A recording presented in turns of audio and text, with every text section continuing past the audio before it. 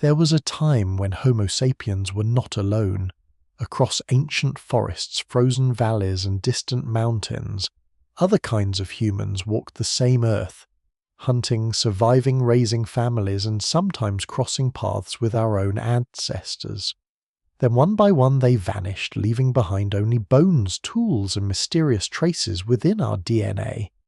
Who were these forgotten humans, and what became of them? Tonight we uncover the human relatives who once walked beside us. Before we begin, please like the video, subscribe to the channel, and join us as we explore the hidden story of humanity's ancient past. The wind moves across a cold grassland that no longer exists, bending dry stalks beneath a pale Ice Age sky. Far beyond the horizon, glaciers cover enormous parts of the north, locking water into ice and lowering the seas. Herds of reindeer and wild horses cross open country in numbers that would seem almost impossible today. Mammoths move slowly through the distance. Wolves follow them. Somewhere near a limestone ridge, smoke rises from a shallow cave, and beside that fire sits a human being. But not necessarily one of us. For most of history, people imagine the human past as a simple procession. Primitive ancestors gradually became more advanced until eventually modern humans appeared and stood alone at the end of the line. The real story is far stranger. For tens of thousands of years, and probably much longer, the Earth does not belong to a single kind of human. It is populated by several human lineages at the same time, each carrying its own history, body adaptations, and traditions. Some are close relatives. Others represent branches that separated from our ancestors hundreds of thousands of years earlier. They hunt, make tools, raise children, endure winters, cross mountains, and bury or abandon their dead beneath landscapes that later generations will never recognize. Around 60,000 years ago, a traveller moving from Western Europe to the islands of Southeast Asia could theoretically have crossed territories occupied by multiple kinds of humans. Neanderthals live across large parts of Europe and Western Eurasia. Denisovans, known today mostly through genetics, and a handful of fossils occupy parts of Asia. Farther south and east, isolated human populations survive on islands, including the small-bodied Homo floresiensis on Flores, and another unusual lineage represented by fossils from Luzon in the Philippines. In Africa, where Homo sapiens has already evolved, the picture may be even more complicated. Fossils and genetic studies suggest populations have been separated, reunited, and mixed repeatedly over immense spans of time. The image is less like a ladder and more like a dark forest whose branches constantly divide, overlap, and sometimes join again. Before we go deeper, take a moment to like the video and subscribe if this is the kind of history and mystery you enjoy. The remarkable thing is how recently this crowded human world disappears. Neanderthals survive until roughly 40,000 years ago, although exact dates differ by region, and some proposed late survival sites remain debated. Homo floresiensis may have persisted until around 50,000 years ago. Denisovans survive long enough to meet and interbreed with ancestors of living people, although exactly when their last populations disappear remains unknown. By deep time standards, these are not remote events. 40,000 years represents only a small fraction of the existence of our species. If the entire history of Homo sapiens were compressed into a single year, there would be other humans sharing the planet surprisingly late in December. Yet almost everything about their daily lives has vanished. Stone tools survive because stone resists decay. Teeth survive because enamel is hard. A few bones remain in caves where sediment protects them. Traces of ancient fires occasionally persist as charcoal and ash. Proteins can sometimes identify fossils too fragmentary to recognize by shape, and under exceptionally fortunate conditions, DNA survives long enough to reveal biological relationships invisible to archaeology alone. Most other things disappear. Wooden tools rot, clothing decomposes, baskets vanish. Spoken languages leave no direct trace. Songs disappear the moment the final singer dies. Stories carried for thousands of years can vanish within a generation if nobody survives to repeat them. Even entire populations may pass through prehistory while leaving almost nothing that archaeologists can confidently identify. This is why the extinct human world keeps changing whenever a new discovery appears.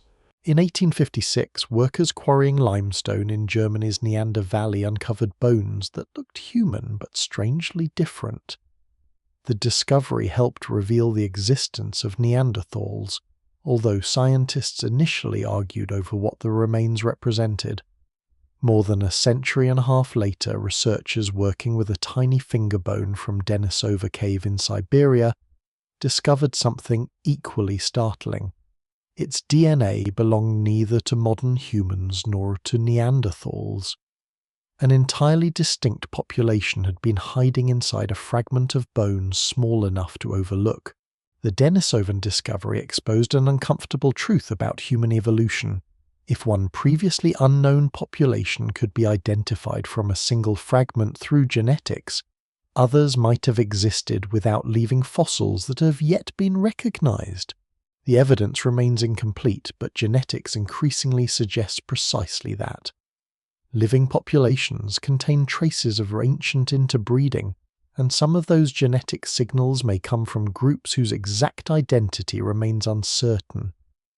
Researchers sometimes call them ghost populations, ancestors detected indirectly through patterns in DNA, rather than through clearly associated skeletons. Human prehistory therefore contains people we know almost entirely by what they left inside other humans. Even the line between extinction and survival becomes difficult to define. Neanderthals disappear as a distinct population, yet people living outside Africa today generally carry a small percentage of Neanderthal ancestry. Some populations in Oceania and parts of Asia carry additional Denisovan ancestry. Those percentages may appear modest, but multiplied across billions of living people. Fragments of extinct human genomes remain distributed across humanity on an extraordinary scale. Their bodies are gone, their genes are not. This complicates the older image of Homo sapiens sweeping across the world and simply replacing everyone it's encountered. Competition almost certainly occurs. Resources are finite.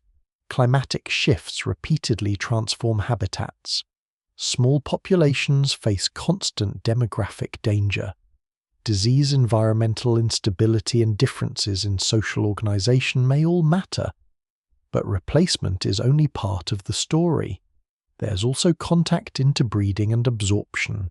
The people who vanish are sometimes incorporated into the populations that survive. That possibility gives these ancient encounters a strange intimacy. Somewhere in Eurasia, tens of thousands of years ago, individuals from populations separated by immense evolutionary distances meet closely enough to have children. Those children survive. Some have children of their own. Their descendants spread into new landscapes. Thousands of generations later, pieces of those encounters remain measurable in human genomes. Nothing survives from the conversations around their fires, assuming language in forms recognizable to us existed among them. Nothing tells us how they understood strangers with unfamiliar faces and bodies. Archaeology cannot reconstruct the emotions surrounding those encounters. Scholars still debate how frequently different groups met and what those meetings usually looked like. But the meetings happened. The DNA is evidence that cannot easily be dismissed, and this crowded human world was not created suddenly. Long before Homo sapiens entered Europe or crossed into Eastern Asia, earlier human populations had already been moving across continents for hundreds of thousands of years. Some became isolated by geography, some adapted to cold environments, others survived on tropical islands. Populations divided, changed, sometimes reunited and divided again. By the time our own species begins expanding widely beyond Africa, The planet is already filled with histories much older than ours. To understand why those humans eventually disappear, it is necessary to look deeper than their final years. Their extinction stories begin long before extinction itself, inside a tangled family tree whose branches stretch across Africa, Europe, and Asia, and whose missing pieces are still emerging from cave sediments and the genomes of people alive today. Long before the last Neanderthals shelter in Europe's peninsulas or Denisovan ancestry passes into living populations, the human story is already old enough to lose track of itself. Its roots reach back not into a neat line of improvement, but into a sequence of migrations, separations, adaptations, and disappearances so complicated that every new fossil seems to rearrange the family portrait. What appears from a distance to be a single human saga becomes up close a branching history in which many populations emerge, overlap, and fade, leaving behind only partial clues. The family tree exists, but many of its limbs are broken, and many more are still buried. The genus Homo begins in Africa, emerging from even older hominin ancestors, who've already spent millions of years learning how to walk upright, exploit changing habitats, and survive in increasingly unstable environments. By around 2 million years ago, some early humans are making simple stone tools and processing animal carcasses with a level of regularity that marks a significant shift in behavior. These are not yet modern humans, and they are not a single unchanging type. Africa at this time contains populations whose anatomy varies across regions and time, while some lineages begin moving beyond the continent altogether. Among the earliest and most successful of these travellers is Homo erectus, or something very close to it, a form of human that spreads across vast distances and survives for an astonishing length of time. Fossils associated with this broad grade of humanity appear from Africa to Western Asia, India, China, and Indonesia. These people carry larger bodies, longer legs, and brains larger than those of earlier hominins. They're not modern in the full sense, but they're already unmistakably human in their restless mobility. They walk out into landscapes no human lineage has reached before. They endure heat, drought, changing coastlines, and unfamiliar predators. In some regions, they remain for hundreds of thousands of years, long enough for local populations to evolve in different directions.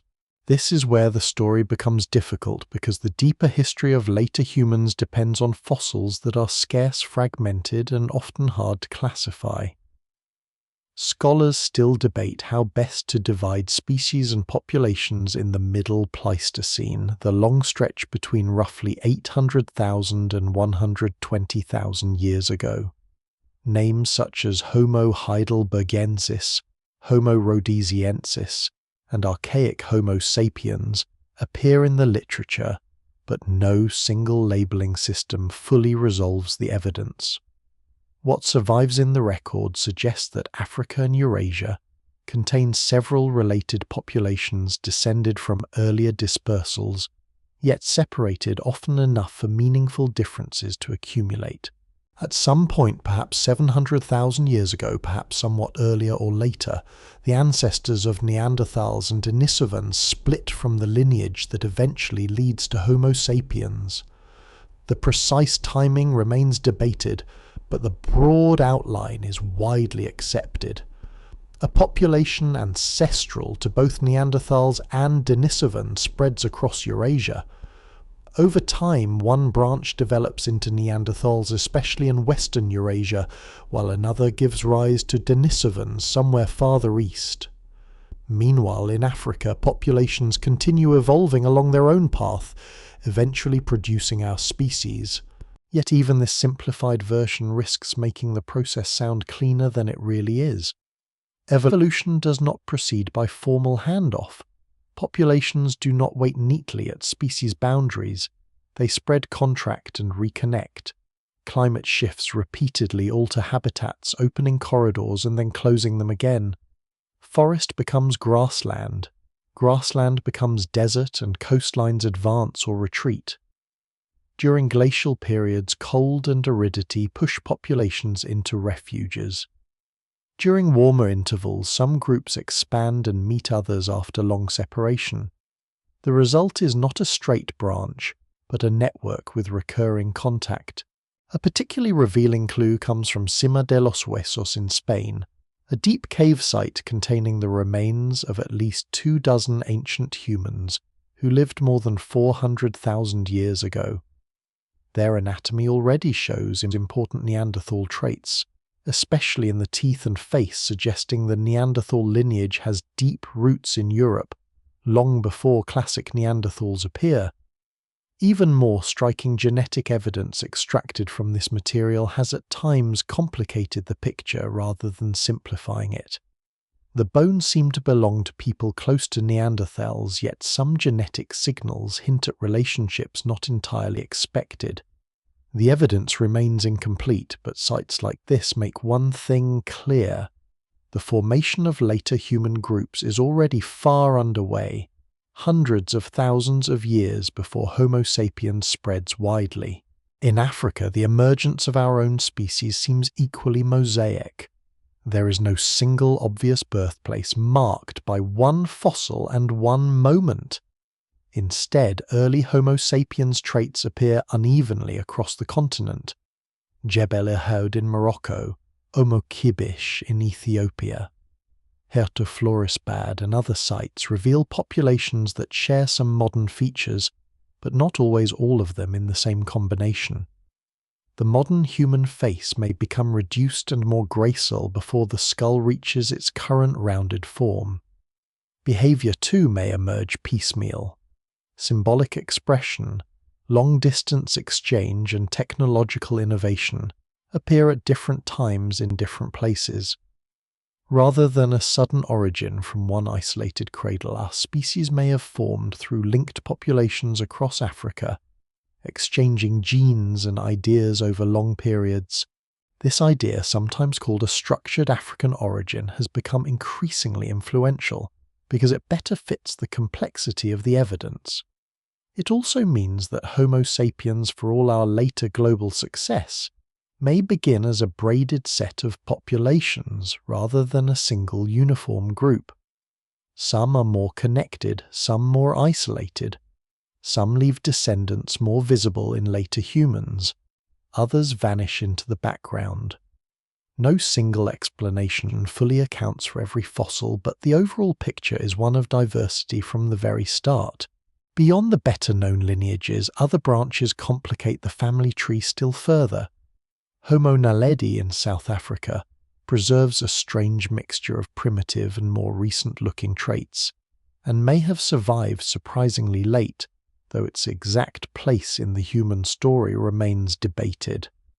Homo floresiensis on Flores and Homo luzonensis in the Philippines suggest that island Asia preserves lineages with deep roots, possibly descending from much earlier dispersals out of Africa. Their small bodies and unusual anatomy are reminders that isolation can produce forms of humanity that do not fit comfortably into older models of progress. There are also the branches with almost no bones at all. Denisovans, despite their genetic importance, remain represented by only a handful of fossils, including a finger bone teeth, part of a jaw and several other fragments. Yet their ancestry enters multiple living populations, meaning they were not a tiny oddity confined to one cave in Siberia. They were widespread enough and numerous enough to matter. If such a major population can remain nearly invisible in the fossil record, then the human past is almost certainly missing other branches as well. This is the unsettling truth beneath the family tree.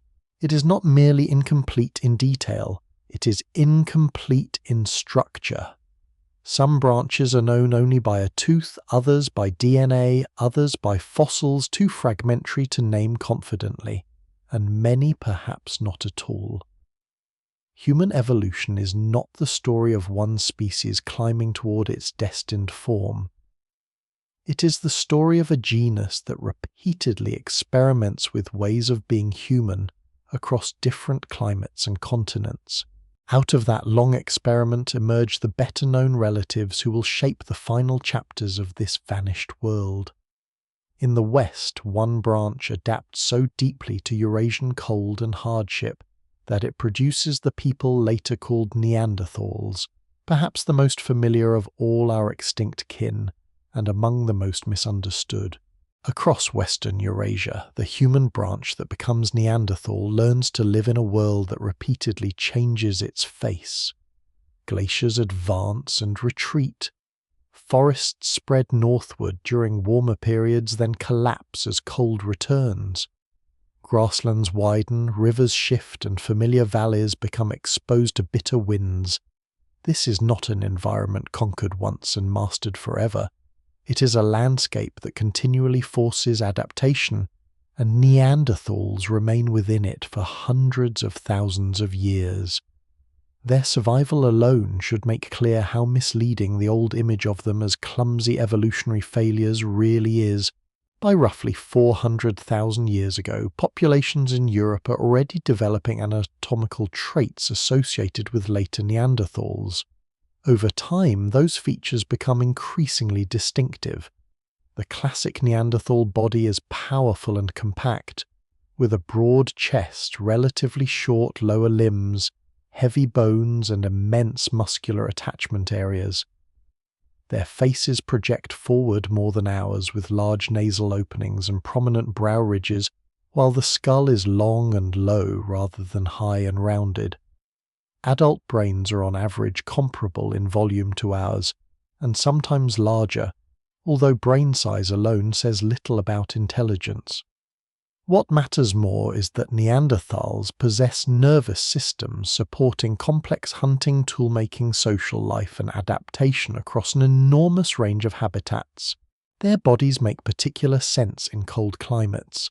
A compact shape reduces surface area relative to mass, helping conserve heat. Large noses may have played roles in conditioning cold, dry air, although scholars still debate exactly how much individual facial features should be explained as climatic adaptations. Neanderthals are not simply creatures of permanent ice. They also inhabit woodlands and relatively mild environments during warmer phases. Fossils occur from Atlantic Europe across the Mediterranean and deep into Western and Central Asia. They live in places as different as present-day Spain, France, Croatia, Israel, Iraq, and Siberia. Their world contains animals that demand respect. Neanderthals encounter mammoths, rhinoceroses, bison, giant deer, horses, reindeer, cave lions, wolves, and enormous bears. Many of these animals provide food, hide, sinew, bone, and fat, but hunting them at close range is dangerous. Evidence from animal remains and stone points suggests that Neanderthals often hunt large prey deliberately, rather than simply scavenging what predators leave behind. At some sites, particular species appear repeatedly hinting at organized knowledge of migration routes, terrain, and animal behavior. This kind of hunting leaves marks on their own skeletons. Neanderthal remains frequently show serious injuries, including fractures that healed before death. Earlier researchers sometimes compared these patterns to the injuries suffered by modern rodeo riders, imagining Neanderthals repeatedly grappling with dangerous animals at extremely close range. That comparison is probably too simple, but the broader lesson survives. Their lives involve considerable physical risk. A broken arm, damaged rib, or injured leg in the Ice Age can become fatal without assistance. Yet some individuals survive severe injuries for years. One Neanderthal from Shanidar Cave in what is now Iraqi Kurdistan lived despite major physical impairments, including damage to an arm and other injuries. Another individual from La Chapelle-aux-Saints in France survived into relatively old age while suffering serious dental problems and degenerative conditions. Such cases do not prove that Neanderthals organize care exactly as modern societies do, but they strongly suggest that individuals sometimes receive support when they can no longer function at full physical capacity. What survives in the records suggests social groups in which an injured member is not automatically abandoned. That changes the atmosphere around a Neanderthal camp. It is no longer simply a collection of hunters crouched around stone flakes. Children are there. Older adults are there. Injured people may remain there. Food is transported back to places where others can share it. Fire provides warmth and light. Animal skins probably become bedding and coverings, although organic materials rarely survive. Wooden tools are almost certainly more common than the archaeological record reveals. Exceptional discoveries show that Neanderthals and earlier humans can shape wood carefully, reminding us that stone is only the surviving fraction of their technology. Their stone tools are sophisticated and often planned in advance. One famous method, known as levallois technology, allows a napper to prepare a stone core so that a flake of desired shape can be removed with a carefully placed strike. This requires understanding the geometry of the stone before the final flake even exists. Other techniques produce points, scrapers, and cutting edges suited to different tasks. Neanderthals also attach some stone points to wooden shafts, creating composite weapons, rather than merely holding sharp rocks in their hands. Even glue enters the story. Archaeological evidence indicates that Neanderthals sometimes manufacture adhesive substances such as birch tar. Producing tar from bark without modern containers or controlled equipment requires managing heat under restricted oxygen conditions. Researchers continue to investigate exactly which methods Neanderthals used, and some simple production techniques may have been easier than once assumed, but the material still reveals deliberate transformation of natural substances for technological purposes. Their diet is equally difficult to reduce to a stereotype. Chemical analyses of some skeletons indicate heavy reliance on animal protein, especially in colder environments. But Neanderthals also eat plants, seeds, nuts, and other foods, depending on region and season. Microscopic traces preserved in dental calculus have revealed plant remains, while coastal and Mediterranean sites show exploitation of marine resources, shellfish, birds, and sometimes small animals. They're opportunistic in the best evolutionary sense. They eat what their environments provide. There are hints too of behavior once considered uniquely modern. Pigments occur at Neanderthal sites. Modified shells and possible ornaments have been associated with them. Eagle claws from some locations appear to have been deliberately manipulated in ways that may indicate symbolic use.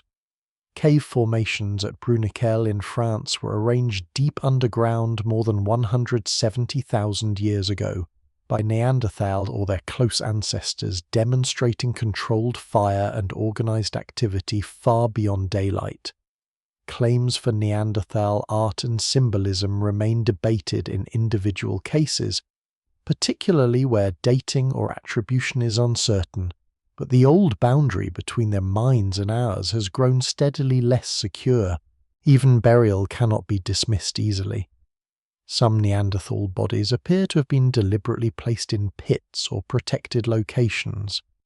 Determining intention after tens of thousands of years is extraordinarily difficult, and not every famous burial claim has survived scrutiny. The evidence remains incomplete. Still, several sites make accidental accumulation increasingly hard to accept as the explanation for every case. None of this means Neanderthals are simply modern humans with heavier brows. Their societies may be smaller, their technologies may change more slowly in some regions, and their population densities appear generally low. Genetic evidence suggests many communities are relatively isolated, sometimes carrying the effects of small population size and close relatedness. A landscape can contain Neanderthals while still leaving huge distances between groups. That isolation may become crucial later. For now, they endure. Generation after generation, they learn particular valleys, hunting grounds, caves, springs, migration corridors and sources of stone. They survive climatic swings that eliminate countless animal populations. They spread eastward far beyond the European heartland traditionally associated with them. They are not waiting helplessly for Homo sapiens to arrive. And while Neanderthals dominate much of the Western story, another human population is already living farther east. For most of modern scientific history, nobody even knows it exists. No recognizable civilization of bones announces its presence. No famous skull gives it a face. Its discovery will begin instead with a fragment from a Siberian cave, and with genetic information that exposes an entire forgotten people. High in the Altai Mountains of southern Siberia, Denisova Cave opens into a landscape of cold forests, steep valleys, and long winters. Human beings have entered this cave repeatedly for tens of thousands of years. Neanderthals come here. Later, Homo sapiens come here. Animals use it as shelter. Sediment gradually fills its chambers layer upon layer, preserving fragments of lives that would otherwise disappear completely. For archaeologists, it becomes one of the richest prehistoric sites in Asia. Yet the discovery that changes human evolution begins with something almost absurdly small part of a finger bone belonging to a young girl. The fragment is recovered in 2008. By itself, it reveals almost nothing dramatic. It is too incomplete to identify a distinct human population from anatomy alone. But ancient DNA has begun transforming archaeology, allowing genetic material to survive where recognizable skeletons do not.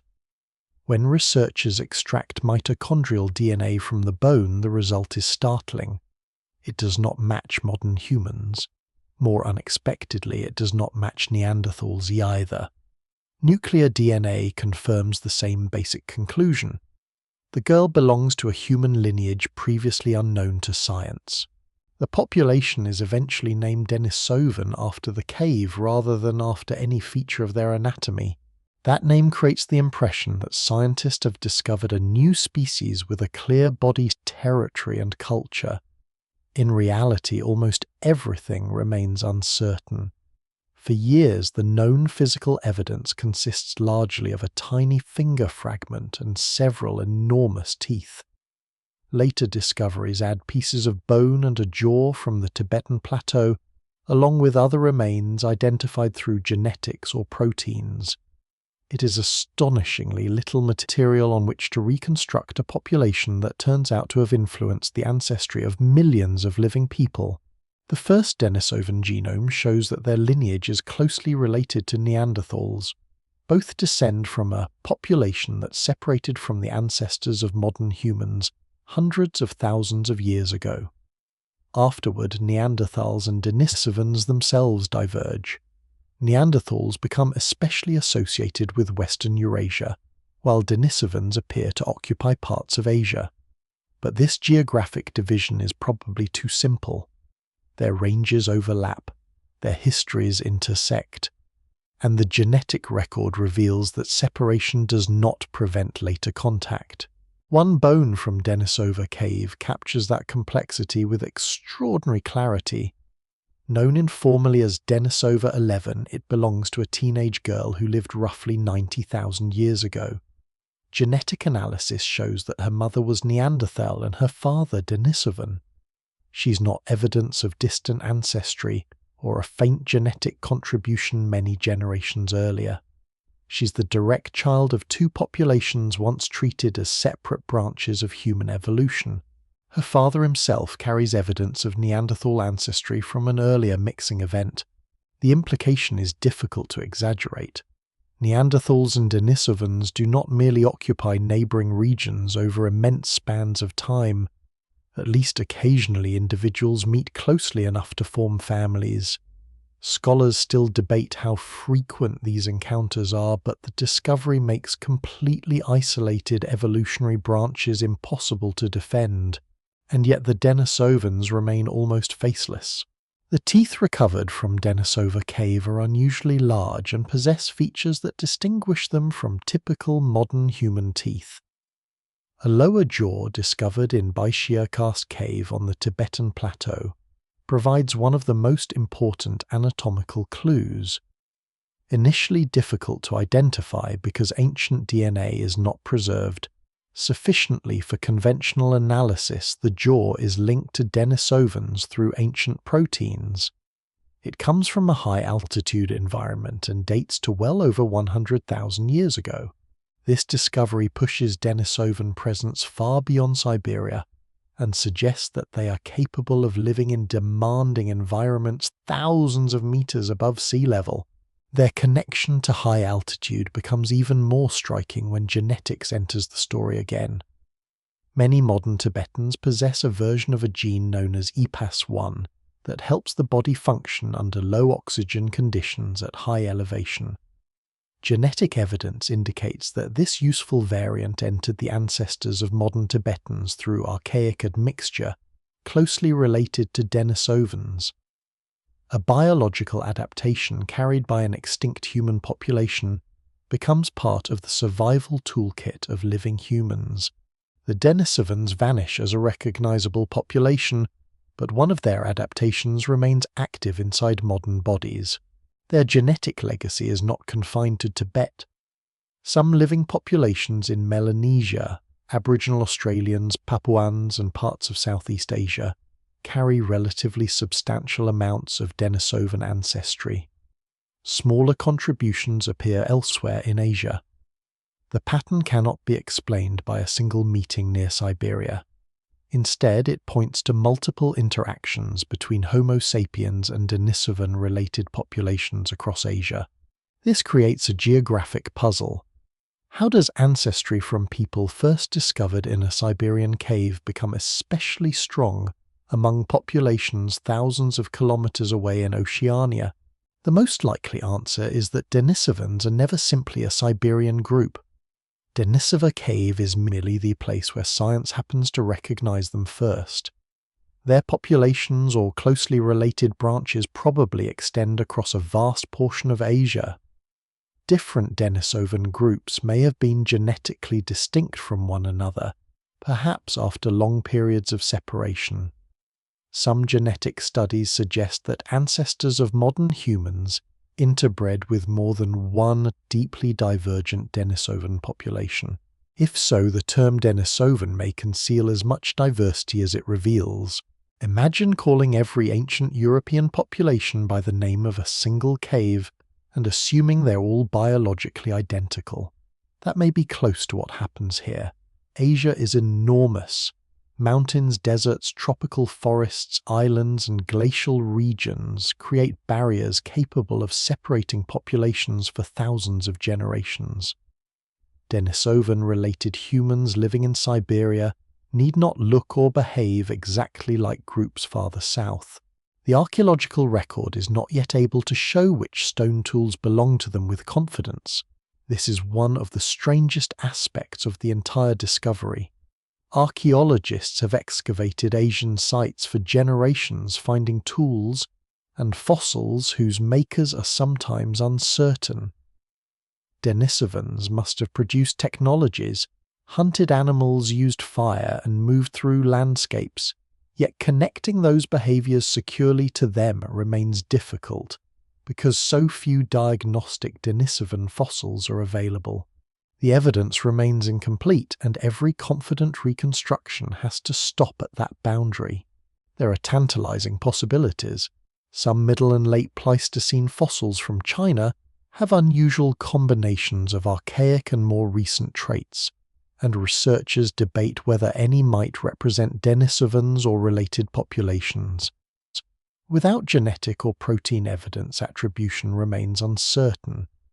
A fossil can resemble what scientists expect a Denisovan to look like without proving that it belongs to one. This uncertainty is not a weakness of the story, it is the story. A population can contribute substantially to modern humanity while leaving almost no recognizable skeletal record. It can survive across an enormous continent while remaining archaeologically anonymous. It can pass genes into our ancestors, including genes that later prove useful in extreme environments, and then disappear so completely that its existence must be rediscovered through molecules. And Asia still holds an even stranger set of possibilities. Far beyond Siberian caves and Tibetan mountains, early humans somehow cross deep water and reach islands that remain isolated for immense periods. There, evolution follows paths that produce bodies unlike Neanderthals, Denisovans, or Homo sapiens, preserving forgotten forms of humanity, almost until the moment our own species enters their world. Far south of Siberia, beyond the forests and mountains where Denisovans leave their faint genetic trail, the human story enters a different kind of landscape. Here the obstacle is not cold but water. Southeast Asia during the Ice Age looks nothing like the familiar map of today. Sea levels fall as glaciers trap enormous volumes of water, exposing vast plains where the South China Sea now lies. Java, Sumatra and Borneo become connected to the Asian mainland as part of a giant landmass known as Sunderland.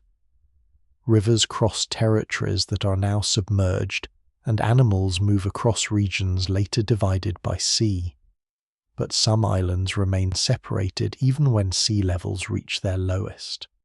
Reaching them requires crossing open water intentionally or otherwise, and long before Homo sapiens appears in the region, other humans somehow do exactly that. One of the most astonishing examples lies on Flores, an Indonesian island east of Java. Flores has never been joined to mainland Asia during the period humans occupy it. Deep channels remain between the island and the continental shelf, forming part of the biogeographic boundary famously associated with Alfred Russel Wallace. Animals arriving on the far side encounter a world shaped by isolation. Elephants become dwarfed. Giant rats evolve. Komodo dragons roam the landscape, and eventually a human lineage lives there too. The first signs that something unusual has happened appear long before anyone finds a skeleton. Stoned tools from Flores indicate that hominins are present on the island hundreds of thousands of years ago, perhaps more than 1 million years in the deeper archaeological record depending on the site and interpretation. Whoever makes those tools has crossed water. Whether they build simple rafts, cling to floating vegetation after storms, or arrive through some combination of accident and intention remains unknown. The evidence remains incomplete, but the crossing itself is difficult to escape. Then in 2003, excavations at Liangbua Cave uncover a partial skeleton, unlike anything expected from such a recent period of human history. The individual stands only a little over 1 meter tall. Her brain case is remarkably small, closer in volume to much earlier hominins than to modern humans. Her arms, legs, feet, pelvis, and skull combine traits that do not fit neatly within Homo sapiens. The remains are assigned to a new species, Homo floresiensis, soon nicknamed the Hobbit in popular culture. The name is memorable, but it can obscure how serious the evolutionary implications are. At first, some researchers argue that the skeleton might simply represent a modern human with a developmental disorder. Microcephaly and other medical conditions are proposed. If so, the extraordinary anatomy would not require an unknown human lineage surviving into the late Pleistocene. But additional fossils are found, and anatomical studies increasingly support the interpretation that Homo floresiensis is genuinely distinct. Several individuals show similar small-bodied traits. Their wrists, shoulders, jaws, feet, and skull contain features difficult to explain as pathology in an ordinary Homo sapiens population. The debate does not vanish entirely, but the species interpretation becomes the mainstream view. The deeper mystery is where Homo floresiensis comes from. One possibility is that its ancestors belong to an early population related to Homo erectus that reaches Flores and then becomes smaller through island evolution. Island dwarfism is well documented in large mammals when limited resources and isolation favor reduced body size. Flores itself once contains dwarf stegodons, relatives of elephants. A human population trapped there for hundreds of thousands of years might undergo comparable changes. Another possibility is even more radical. Homo floresiensis could preserve traits from a lineage that left Africa before classic Homo erectus evolved its more familiar anatomy. Certain skeletal features have been interpreted as surprisingly primitive. Scholars still debate which ancestry best explains the mixture. No single explanation fully accounts for every anatomical feature, especially because the fossil record between early Asian hominins and Flores is painfully sparse. Whatever their origin, the inhabitants of Flores are not helpless survivors stranded in evolutionary isolation. Stone tools occur alongside animal remains, suggesting repeated exploitation of local resources. They live in a landscape containing dangerous reptiles and unusual mammals. Fire has been reported at some archaeological levels, though connecting particular behaviors to particular hominin populations requires caution. They survive environmental changes across enormous stretches of time. Their final disappearance is particularly intriguing. The best supported dates from Liangbua suggest Homo floresiensis survives until roughly 50,000 years ago, with associated stone tool traditions, perhaps extending somewhat later depending on context. Around the same broad period, Homo sapiens begins appearing in the wider region. The coincidence immediately raises the possibility that modern human arrival contributes to their disappearance. But coincidence is not proof. There is no clear archaeological scene showing conflict between Homo sapiens and Homo floresiensis. Climate and volcanic activity affect Flores repeatedly. Ecological changes may also matter. Small isolated populations are inherently vulnerable to demographic fluctuations, disease, food shortages, and random disasters. The exact cause of extinction remains unknown. Farther north, another island produces an equally unexpected discovery. In Callao Cave on Luzon in the Philippines, researchers recover teeth and small bones belonging to another unusual hominin. In 2019, these remains are formally named Homo luzonensis. They date to at least around 67,000 years ago, placing another distinct human form in island Southeast Asia, surprisingly late in prehistory. The fossils are frustratingly limited. There is no complete skull. No face looks back from the sediments. Instead, there are teeth, finger and toe bones and fragments from several individuals. Some features appear relatively modern, while others seem unexpectedly primitive. The curved bones of the hands and feet attract particular attention, although anatomy alone cannot reveal exactly how these humans moved or lived.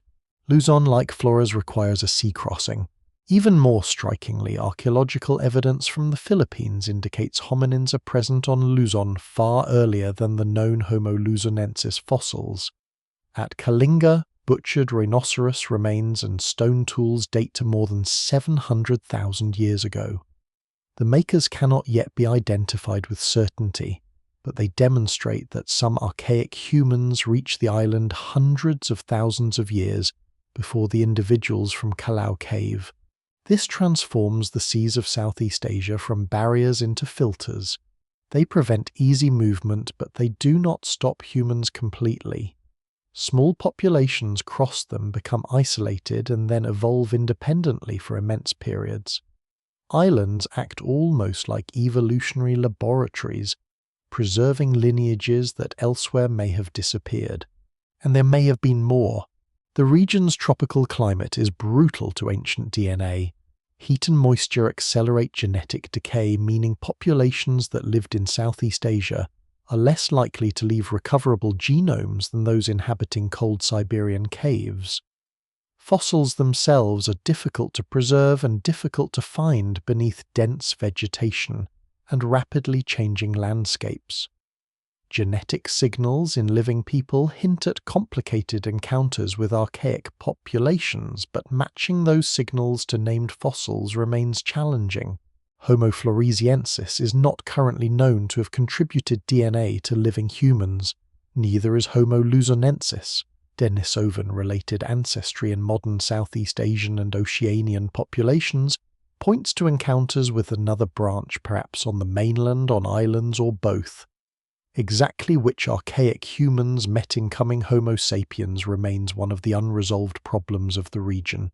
By around 50,000 years ago, therefore, Southeast Asia is not an empty corridor waiting for modern humans. It is a human archipelago in more than one sense. Different lineages occupy different landscapes separated by forests, mountains, and stretches of sea. Some have been isolated for hundreds of thousands of years, others may remain connected through wider networks. And almost all of their history is reduced today to a few caves, scattered teeth-stone flakes and genetic shadows. Yet even this extraordinary diversity may not have been confined to Eurasia. Back in Africa, the continent where Homo sapiens emerges contains its own ancient divisions, and some of those forgotten populations may have walked beside our ancestors far longer than the bones alone can reveal. Africa is where Homo sapiens emerges, but that does not mean the continent belongs only to our lineage once our species appears. For much of the Middle and Late Pleistocene, Africa is enormous, ecologically fragmented, and populated by human groups that can remain separated for astonishing length of time. Deserts expand and retreat. Forest belts shift. River systems strengthen, weaken, and sometimes disappear. Mountain ranges, tropical basins, arid interiors, and changing coastlines divide populations that may later reconnect. The result is not a single ancestral population steadily becoming modern. It is a continent filled with human variation, some of it belonging to lineages that may have persisted beside early Homo sapiens far longer than the traditional story once allowed. The difficulty is that Africa preserves ancient DNA poorly across many regions. Heat, humidity, and chemically active soils rapidly destroy genetic material. In Europe and Siberia, cold caves can preserve genomes tens of thousands of years old. Across much of Africa, even relatively recent remains may yield little usable DNA. This creates a strange imbalance in our knowledge. Neanderthals and Denisovans can sometimes be reconstructed through genetics with remarkable precision, while ancient African populations that may be equally important remain visible mostly through fragmentary fossils and indirect signals inside living genomes. The fossils themselves do not arrange neatly into categories. Some early African Homo sapiens remains have recognizably modern faces but more archaic skull shapes. Others show combinations of features that vary from region to region.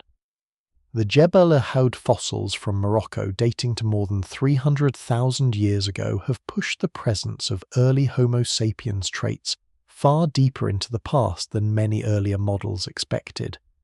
Yet their skulls are not simply identical to those of living people. At Omokibish in Ethiopia, fossils associated with early modern humans are also extremely ancient, while Herto preserves another population with a mixture of modern and robust features. This diversity suggests that our species develops across a network of African populations rather than emerging fully formed from one tiny location. But alongside those populations, other humans may still exist. Homo naledi provides one of the strangest examples. Its fossils are discovered deep inside the Rising Star cave system in South Africa, beginning in 2013. Anatomically, Homo naledi looks like a mixture assembled from very different periods of human evolution. Its brain is small, parts of its shoulders, trunk, and fingers appear primitive, yet its feet, legs, wrists, and aspects of its hands show traits associated with more recent members of the genus Homo. If researchers had found the bones without reliable dating, they might easily have assumed the species lived far earlier. Instead, dating places the known remains between roughly 335,000 and 236,000 years ago. That means Homo naledi survives during approximately the same broad period in which early Homo sapiens is already present elsewhere in Africa. The implication is remarkable. A small-brained human lineage retaining many ancient anatomical features persists, surprisingly late, not in some remote epoch before our species, but during a period when populations ancestral to modern humans already exist on the continent. Whether the two ever encounter each other is unknown. No site has revealed a clear moment of contact. Scholars still debate many aspects of Homo naledi behavior and evolutionary relationships, including controversial claims about intentional burial and symbolic activity. The evidence remains incomplete, and extraordinary interpretations require caution, but the dates alone permanently complicate the African landscape. Another enigmatic population appears in fossils from places such as Iwo Eleru in Nigeria. A human skull from that site is relatively recent by evolutionary standards, perhaps around 14,000 years old, yet it preserves an unusual combination of modern and archaic-looking features. Researchers disagree over exactly what this means. It may reflect deep population structure within Homo sapiens, rather than survival of a separate archaic species. But either interpretation points toward an Africa containing long-separated populations whose histories do not fit a simple replacement model. Genetic evidence adds another layer.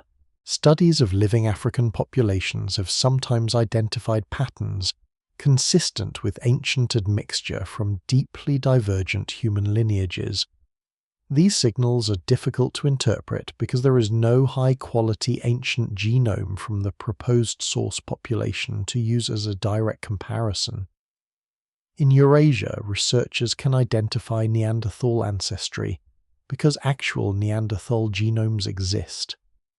In Africa, geneticists often have to infer unknown ancestral populations statistically from unusual segments or patterns of divergence. This creates the idea of African ghost populations. The term does not mean scientists know that one specific unknown species existed and interbred with Homo sapiens at a particular date. It means certain genetic patterns may be explained by ancestry from populations that diverge deeply from the ancestors of living humans and later contributed genes back into them. Different studies produce different estimates for when such lineages separated, how much ancestry they contributed, and where the encounters occurred. Some signals could also arise from long-standing population structure within our own species, rather than from interbreeding with a clearly distinct archaic human. No single explanation fully accounts for all the data. That uncertainty is important because older models often divided the story too sharply. Africa supposedly contained Homo sapiens, while Eurasia contained archaic humans. Modern humans left Africa, met those archaic groups and mixed with them. The emerging picture is less geographically tidy. Africa itself may have contained populations separated for hundreds of thousands of years, some sufficiently divergent that their later reunion left detectable genetic signatures. In other words, admixture may not have begun when Homo sapiens crossed the Sinai Peninsula. It may have been part of our history before we ever left Africa. Climate helps explain how such deep separations become possible. During dry phases, the Sahara can expand into an enormous barrier, while tropical forests contract or shift. Populations become trapped in favorable pockets near lakes, rivers, coasts, or highlands. When wetter conditions return, green corridors open across previously hostile territory. Groups expand outward and meet populations they have not encountered for many generations. The Sahara itself repeatedly transforms between desert and grassland. During humid periods, it supports lakes, rivers, wetlands, and large animals. Humans move across it. During arid periods, those routes collapse. Similar cycles occur elsewhere across the continent, creating a pulse of connection and isolation over evolutionary time. Those cycles may help explain why early Homo sapiens anatomy appears as a mosaic. Different populations evolve partly independently, then exchange genes when environments reconnect them. There may never be one moment when every person on the continent suddenly becomes anatomically modern.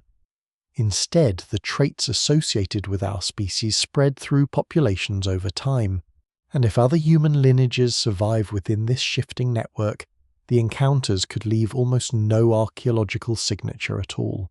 A stone tool cannot usually identify the biological ancestry of the hand that made it. Two different human populations may use similar technologies. They may occupy similar environments and hunt similar prey. If their skeletons are absent, their coexistence becomes nearly invisible. This is why Africa may contain some of the greatest missing chapters in human evolution. The continent produces our species, but it may also preserve the final refugees of human populations we have not yet named. Their genes may survive without their bones. Their anatomy may survive in fossils whose relationships remain disputed. Some may simply have been absorbed into expanding Homo sapiens populations until no separate group remained. By the time modern humans begin moving beyond Africa in greater numbers, then they are not evolutionary newcomers emerging from isolation. They already carry a history shaped by fragmented populations, repeated reunions, and perhaps encounters with deeply divergent relatives. They bring that complicated ancestry into Eurasia, where another set of humans has been living for hundreds of thousands of years, and this time the meetings will leave evidence strong enough to follow. When Homo sapiens begins expanding beyond Africa in larger and more persistent waves, the movement does not lead into an empty continent. Eurasia is already occupied. Valleys, caves, river corridors, coastlines, and hunting grounds have been used by other humans for tens or hundreds of thousands of years. Neanderthals know the seasonal behavior of animals across Western Eurasia. Denisovan-related populations occupy parts of Asia. Other archaic groups may survive farther east and south. Modern humans are not entering a wilderness without history. They are entering someone else's world. Earlier excursions out of Africa have already occurred. Fossils from places such as Mislia Cave in Israel suggest Homo sapiens reaches the eastern Mediterranean well before 100,000 years ago, while remains at Skul and Kafse show modern humans living in the Levant during an earlier warm phase. These populations may represent expansions that do not lead directly to most living non-African people. Climate change's demographic collapse or competition may have limited their long-term success. The record suggests that human movement out of Africa happens repeatedly, rather than through one dramatic departure. By roughly 70,000 to 60,000 years ago, however, populations ancestral to most living people outside Africa begin expanding much more successfully. Their routes are still debated. Some groups may follow the eastern Mediterranean and inland corridors through the Levant. Others may move along southern Arabian environments that are greener at favourable times than the deserts seen today. Coastlines are different because Ice Age sea levels are lower, exposing broad plains and shortening some maritime crossings. What looks on a modern map like a series of rigid barriers may sometimes have been a shifting network of habitable corridors. The migrants themselves are probably few in number. There is no continent-sized army marching from Africa. Small communities move generation by generation. A group follows game farther along a river. Families occupy a valley beyond the previous seasonal range. Children grow up where their parents were once visitors. Over decades and centuries, these ordinary movements accumulate into continental dispersal. That slow pace makes contact with existing humans almost inevitable. The Levant may have been one of the first major meeting grounds. Neanderthals and Homo sapiens both occupy this region at different times and possibly during overlapping intervals. The landscape is a natural corridor between Africa and Eurasia, but it is also highly sensitive to climate. During favourable periods, Mediterranean woodland and grassland spread. During colder or drier phases, habitable zones contract. Human populations appear and disappear from individual caves as conditions change. It is tempting to imagine the first encounter as a single cinematic moment, two groups meeting across a riverbank staring at unfamiliar faces. Reality must have been far less tidy. There is no first encounter preserved for us. Different populations probably meet repeatedly in different regions over thousands of years. Some meetings may be brief, others may involve long periods of overlapping territory. The evidence remains incomplete, and archaeology cannot reveal whether strangers are greeted cautiously, avoided entirely, copied from a distance, or attacked. But genomes prove that avoidance is not the whole story. Before the genetic evidence emerged, many researchers argued that modern humans largely replaced Neanderthals without significant interbreeding. Anatomical comparisons produced competing interpretations, but direct proof remained elusive. Ancient DNA changes that debate. Neanderthal genomes reveal that living non-African populations generally carry a small percentage of Neanderthal ancestry. This ancestry is too widespread to be explained by rare modern contamination or coincidence. At least some Homo sapiens leaving Africa interbred with Neanderthals. The encounters probably occur relatively early in the expansion into Eurasia, perhaps somewhere in Western Asia, although later mixing happens too. Modern humans moving east then carry Neanderthal ancestry with them. Their descendants spread across southern and eastern Asia. Some eventually reach Sahul, the Ice Age landmass, combining Australia, New Guinea and nearby regions. Along the way, they encounter Denisovan-related populations and acquire another layer of archaic ancestry. The movement becomes less like replacement and more like braided expansion. Archaeology offers glimpses of the cultural world accompanying this process. Around 45,000 years ago and afterward, new technologies and symbolic objects appear across large parts of Eurasia. Blades, bone tools, ornaments, pigments, and other forms of material culture become increasingly visible in many regions. But associating every innovation exclusively with Homo sapiens is dangerous. Some late Neanderthal sites also contain ornaments and technologies once assumed to belong only to modern humans. In certain cases, scholars debate whether Neanderthals invent these traditions, independently adopt them through contact, or whether the archaeological layers have been mixed. The boundaries between populations may have been cultural as well as biological, but they were not necessarily absolute. Consider a stone tool. Its shape can tell archaeologists about manufacturing technique. It can reveal where stone was collected and how a cutting edge was maintained, but it cannot automatically identify the species of its maker. If Neanderthals and Homo sapiens learn from one another, technology becomes an even less reliable biological marker.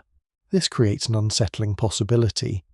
Some prehistoric sites classified culturally may represent moments of contact that remain invisible, because no diagnostic bones survive. The same may be true for behavior. Modern humans often possess broader social networks moving materials across considerable distances. Shells, pigments, and high-quality stones sometimes travel far from their sources. These networks could help populations survive local shortages by maintaining connections between communities. Yet Neanderthals also transport materials and show regional traditions. The difference may have been one of scale and density rather than a simple divide between sophisticated humans and primitive ones. Population size may prove especially important. Genetic evidence suggests Neanderthals often exist in small scattered groups. Homo sapiens may arrive in some regions with larger connected populations, although estimates remain uncertain. Even a modest demographic advantage can become enormous over thousands of years. A population with slightly higher survival, more frequent contact between groups, or greater ability to recover after local disasters can gradually occupy more territory without any single decisive conflict. That does not mean competition is absent. Two human populations hunting similar animals and using the same shelters inevitably affect one another. A successful group entering a valley reduces resources available to another. Competition can be indirect and still deadly. It does not require organized warfare. If one population is already small and fragmented, losing access to a few critical wintering grounds or migration routes may be enough to push local communities toward collapse. Disease could also travel between populations, though direct evidence is scarce. Humans separated for hundreds of thousands of years may carry different pathogens or immune adaptations. Contact could expose both sides to unfamiliar infections.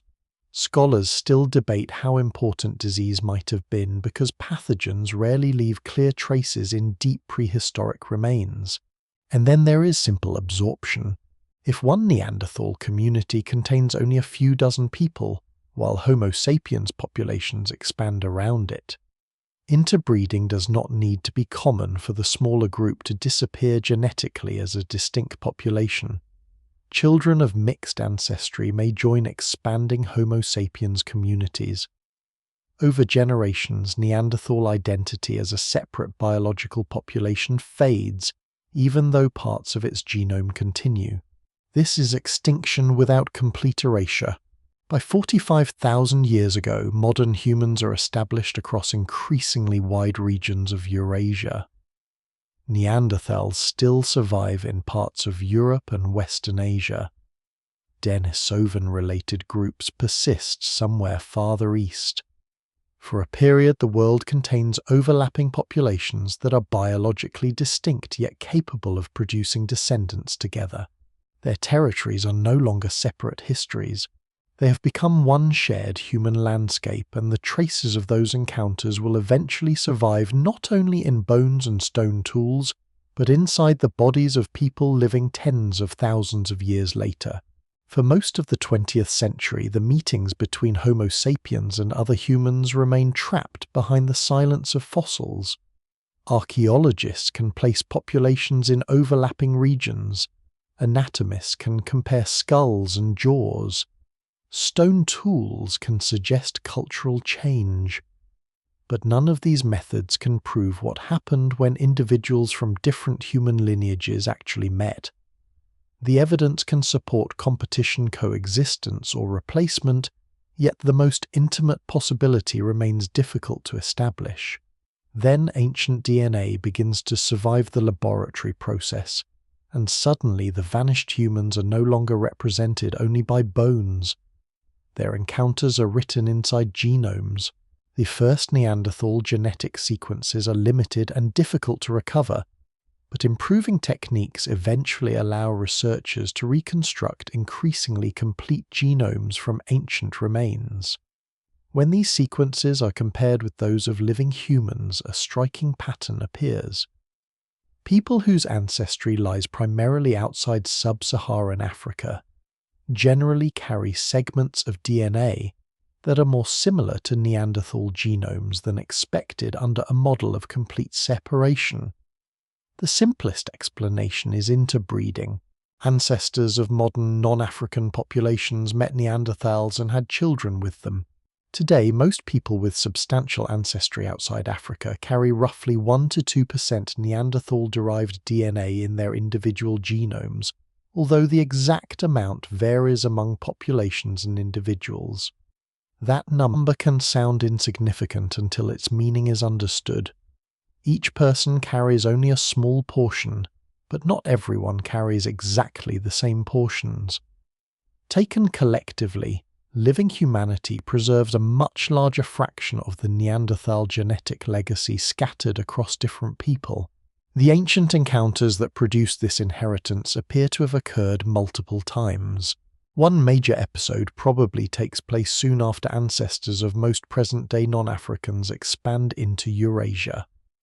Later contact contributes additional Neanderthal ancestry to particular populations. Ancient Homo sapiens genomes reveal the process with remarkable clarity. The genome of a modern human who lived at Ust-Ishim in Siberia around 45,000 years ago contains Neanderthal DNA in relatively long stretches. Because recombination breaks inherited DNA into smaller pieces with every generation, the length of these segments can be used to estimate how recently interbreeding occurred. In this individual, the Neanderthal ancestor lies only thousands of years before his lifetime. Other fossils bring the encounters even closer. A Homo sapiens individual from Peștera Cuas in Romania, dating to roughly 40,000 years ago, carries such long stretches of Neanderthal ancestry that one Neanderthal ancestor appears to have lived only a few generations earlier. This person may not have contributed significantly to later European populations, but genetically he preserves a snapshot of a world in which mixed ancestry is not a distant abstraction. A Neanderthal grandparent or great-great-grandparent is within the realm of possibility. Ancient Europe is therefore not populated by two perfectly sealed biological communities. Neither is Asia. When scientists sequence the Denisovan fingerbone from Siberia, the genetic comparison reveals that ancestors of some living populations also interbred with Denisovan-related humans. The strongest known Denisovan ancestry occurs among Papuan and several other Oceanian populations, though Denisovan contributions are also found at lower levels across parts of Asia. The geographical pattern is complicated enough to indicate multiple episodes of admixture involving different Denisovan-related groups. That complexity matters because Denisovans themselves were not genetically uniform. Some modern populations appear to carry Denisovan ancestry derived from lineages that had already diverged substantially from the Denisovans represented at Denisova Cave. In other words, Homo sapiens may have met several distinct populations within the broader Denisovan branch. Their fossils have not necessarily been found, but their genetic signatures remain detectable. DNA begins revealing people archaeology cannot yet see. The implications extend beyond identifying ancient family connections. Researchers can examine which archaic genetic variants survived and which disappeared. Much of the Neanderthal ancestry initially inherited by modern humans appears to have been reduced over subsequent generations. Some archaic variants may have been harmful in the genetic background of Homo sapiens and were removed by natural selection. Large parts of certain chromosomes contain unusually little Neanderthal ancestry today, suggesting that not every inherited combination was equally compatible. This indicates that interbreeding is biologically possible without being evolutionarily neutral. Some mixed descendants survive and reproduce successfully. Others may experience reduced fertility or other disadvantages. The precise mechanisms remain an active area of study, but the pattern suggests that the genetic blending of human lineages has limits even when those lineages can produce viable offspring. Other archaic variants survive because they are useful. Genes inherited from Neanderthals have been associated with aspects of immune function, skin biology, metabolism, and adaptation to environments outside Africa. Some variants likely help early modern humans confront pathogens their ancestors have not previously encountered in Eurasia. Others may influence responses to ultraviolet radiation or cold climates, yet these effects are complicated. A genetic variant useful in an Ice Age environment can have different consequences in modern settings. Denisovan ancestry offers an even clearer example of adaptive inheritance. The EPAS1 variant associated with high-altitude adaptation among Tibetans appears to derive from a Denisovan-related population. Instead of waiting for the same useful mutation to evolve independently after Homo sapiens reaches the Tibetan Plateau, modern humans inherit an already tested adaptation from people whose ancestors have occupied Asia for far longer. Interbreeding can therefore function as a shortcut through evolutionary time. But the genetic record also warns against imagining these meetings as harmonious exchanges between clearly defined peoples. DNA records reproduction, not relationships. It cannot tell whether a particular union results from stable cooperation between groups, isolated encounters, coercion, or circumstances impossible to reconstruct. The evidence remains incomplete, and projecting modern social categories backward into deep prehistory risks, creating stories that the genomes themselves do not support. What can be said is that mixed children exist often enough for their descendants to persist. One of the most extraordinary ancient genomes belongs not to a Homo sapiens, but to the teenage girl from Denisova cave whose mother is Neanderthal and father Denisovan. Her existence proves direct interbreeding between two archaic populations. Her Denisovan father also carries Neanderthal ancestry inherited from an earlier encounter. The family history contained inside one bone fragment therefore includes at least 2 episodes of contact between distinct human groups. The ancient world begins to resemble a web rather than a tree. Even Africa may contain similar genetic shadows. Because ancient African DNA is difficult to obtain, researchers often rely on statistical patterns in living genomes. Some studies identify signals consistent with gene flow from deeply divergent populations into ancestors of living Africans, although interpretation remains debated. These could represent archaic humans or long-separated Homo sapiens populations. Without genomes from the source group, certainty remains impossible. This uncertainty reveals one of the most important lessons of paleogenetics. The populations with names like Neanderthal, Denisovan, and Homo sapiens are useful categories, but real prehistoric communities do not necessarily respect the clean boundaries those names imply. Populations split. They remain isolated. They meet again. Genes cross boundaries even when cultures, bodies, and histories remain distinct. By the time Neanderthals and Denisovans disappear as recognizable populations, parts of them have already moved into expanding Homo sapiens communities.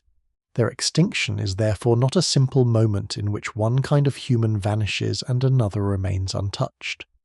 The survivors themselves have been changed by the people who disappear, and behind every inherited segment lies an encounter that archaeology can almost never reconstruct: 2 individuals meeting somewhere in a landscape with no border, no written name, and no knowledge that tens of thousands of years later their descendants would still carry the evidence. The genetic evidence proves that different human populations met, but DNA cannot reconstruct the world around those meetings. It cannot show the path through a mountain pass where strangers first notice one another, the hunting ground both groups depend upon, or the cave repeatedly occupied by different people centuries apart. Archaeology has to approach those encounters indirectly, through patterns of movement, tools, food, fire, and settlement. The result is frustratingly incomplete, but it also reveals something important: contact between ancient human populations was probably not one kind of event. It was a spectrum ranging from avoidance and competition to imitation, cooperation, and interbreeding. Imagine a river valley in western Eurasia roughly 45,000 years ago. Herd animals pass through seasonally. Flint suitable for making tools occurs in particular outcrops. Sheltered caves provide valuable refuge during cold months. Neanderthals may have known the landscape for generations, returning repeatedly to the same places, because experience tells them where animals cross, where water remains available, and where winter winds are weakest. Then Homo sapiens begins appearing within the same broader region. The newcomers need the same things. They hunt similar prey, They collect the same stone. They seek many of the same shelters. Even without violence, competition begins the moment ecological needs overlap. A successful hunting group can alter the distribution of animals available to another. Repeated occupation of a favorable cave may force rival communities into poorer shelters. If one population has wider exchange networks or more reliable access to distant resources, it may recover from local shortages more effectively. None of these pressures requires organized warfare. Over hundreds of generations, small advantages can reshape an entire population, yet ancient humans are not permanently fixed inside territories with clearly marked borders. Hunter-gatherer ranges shift with seasons and climate. Groups probably encounter one another irregularly, sometimes after years of separation. A valley occupied by Neanderthals during one climatic phase may later contain Homo sapiens. At other times, both may inhabit neighboring territories. The archaeological record compresses these events into sediment layers that can make centuries appear close together. So apparent coexistence at a site does not always mean two populations stand there simultaneously. This problem lies at the heart of many claims about direct contact. Some archaeological industries appearing around the period of Neanderthal disappearance contain combinations of technologies that seem to blur older distinctions. The Châtelperronian of Western Europe is one famous example. It includes stone tool traditions associated with late Neanderthals, but also objects such as personal ornaments and bone tools that resemble behaviors more commonly associated with early Homo sapiens. Researchers have debated for decades whether Neanderthals developed these practices, independently adopted them after contact with modern humans, or whether disturbances within archaeological layers mix materials made by different populations. No single explanation has resolved every site. If cultural borrowing does occur, however, it would mean contact sometimes happens without immediate replacement. Ideas can move between populations even when genes do not. A useful tool, shape, a method of working bone, a decorative object, or a way of attaching a point to a shaft can be observed and copied. Human communities do this constantly in recorded history. There is little reason to assume prehistoric groups are incapable of doing the same. The reverse could also happen. Homo sapiens entering Eurasia may learn from people who have lived there far longer. Neanderthals understand local stone sources, animal behavior, weather patterns, and seasonal hazards.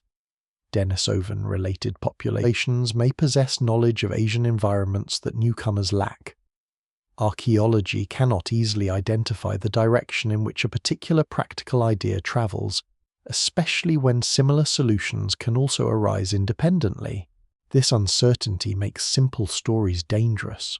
It is tempting to describe Homo sapiens as innovative newcomers, carrying a superior cultural package that overwhelms less flexible relatives. There are differences in archaeological patterns, particularly in the scale and visibility of long-distance connections and symbolic materials at many Homo sapiens sites. But these differences are not universal, and preservation distorts comparison. A necklace made from shells may survive. A sophisticated wooden object probably does not.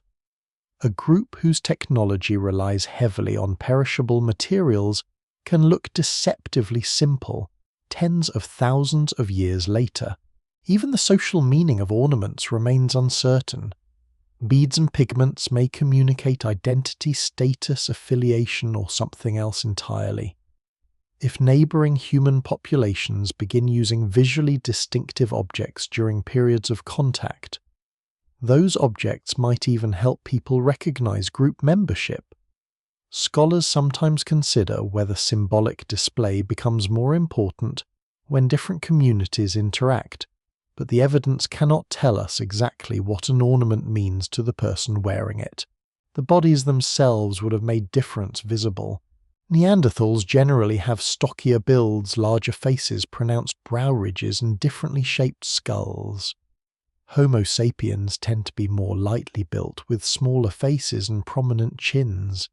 Denisovan appearance is harder to reconstruct, though genetic and skeletal evidence suggests another distinct population. These differences would probably have been noticeable at close range, yet they are not so extreme as to prevent reproduction. That fact forces a distinction between biological difference and social identity. A Neanderthal and a Homo sapiens may be genetically differentiated populations, but neither knows those scientific categories. What matters to them may be language familiarity, kinship territory, clothing, scent, ornament, behavior, or countless signals lost to archaeology.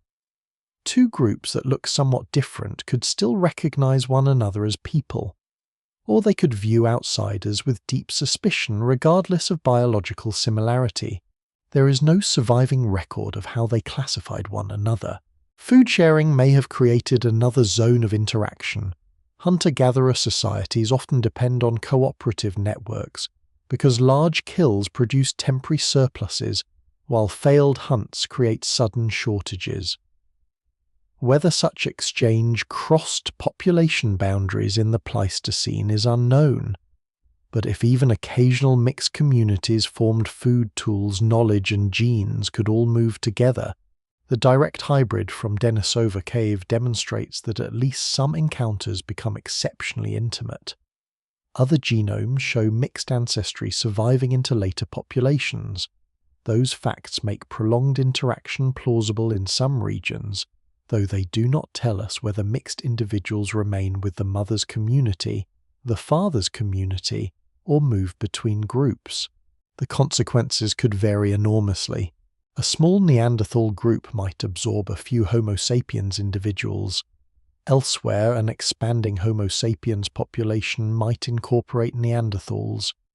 In another valley, communities might avoid one another for generations.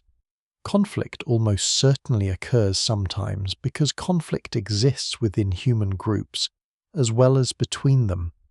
But there is no convincing evidence for a continent-wide war of extermination. The archaeological picture is instead local and uneven. At some sites, Neanderthals disappear before strong evidence of Homo sapiens occupation appears. Elsewhere, their chronological ranges approach one another closely. Some regions may experience centuries or millennia of overlap. Climate repeatedly reshapes the boundaries around them, meaning the balance changes from place to place.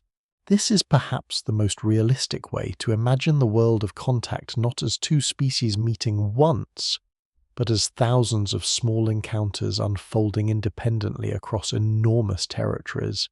Some strangers become competitors, some become neighbors, some may exchange techniques, some have children. And while those encounters are happening, a deeper process is already underway. The populations of Neanderthals and other archaic humans are small, fragmented, and vulnerable.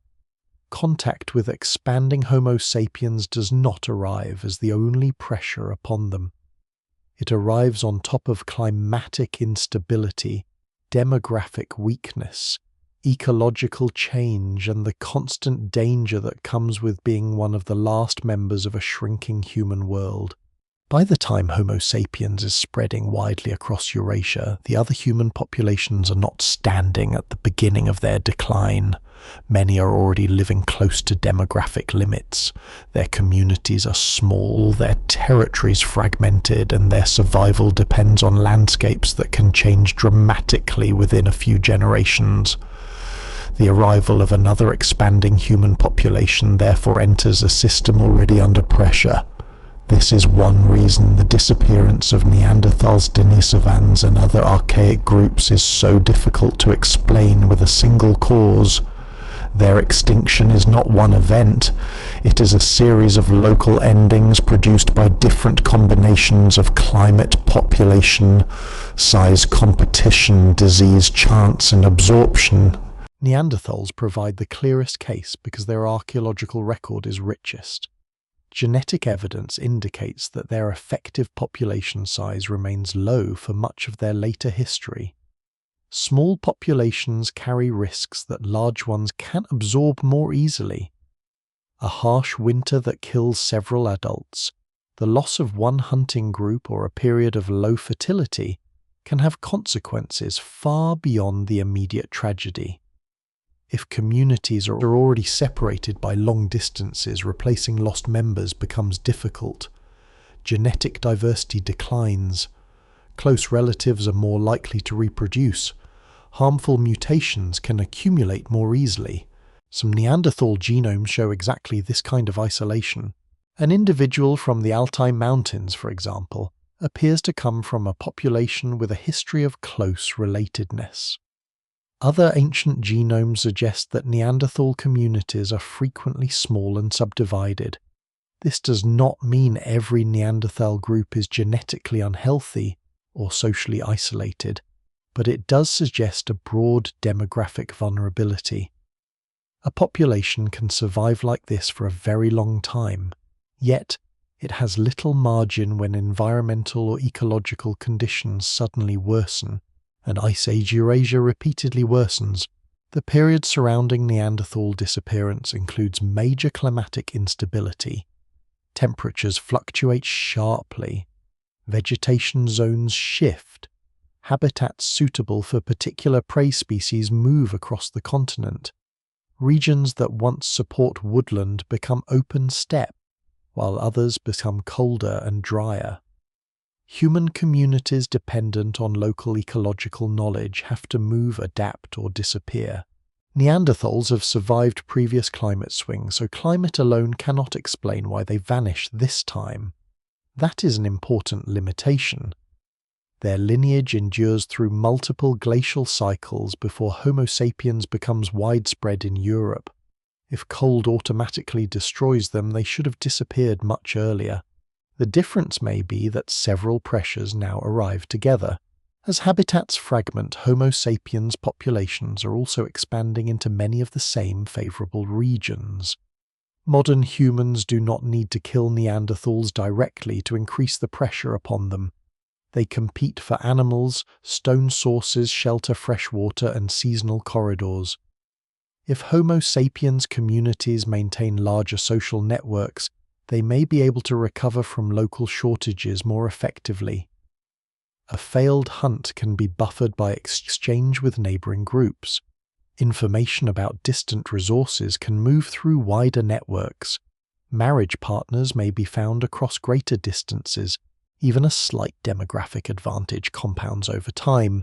Population models demonstrate that very small differences in fertility or survival could theoretically lead one group to replace another over thousands of years. The archaeological evidence cannot provide exact prehistoric birth rates, but the principle matters. Extinction does not require dramatic inferiority. It can emerge from tiny statistical differences repeated across hundreds of generations.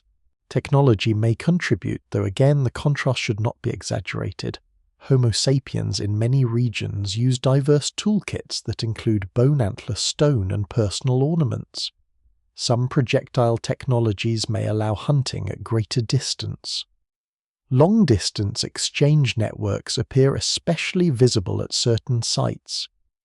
Neanderthals also create sophisticated tools and composite technologies, and they adapt their methods to local conditions. Scholars still debate whether technological differences were consistently large enough to explain demographic replacement. There is also the possibility of dietary flexibility.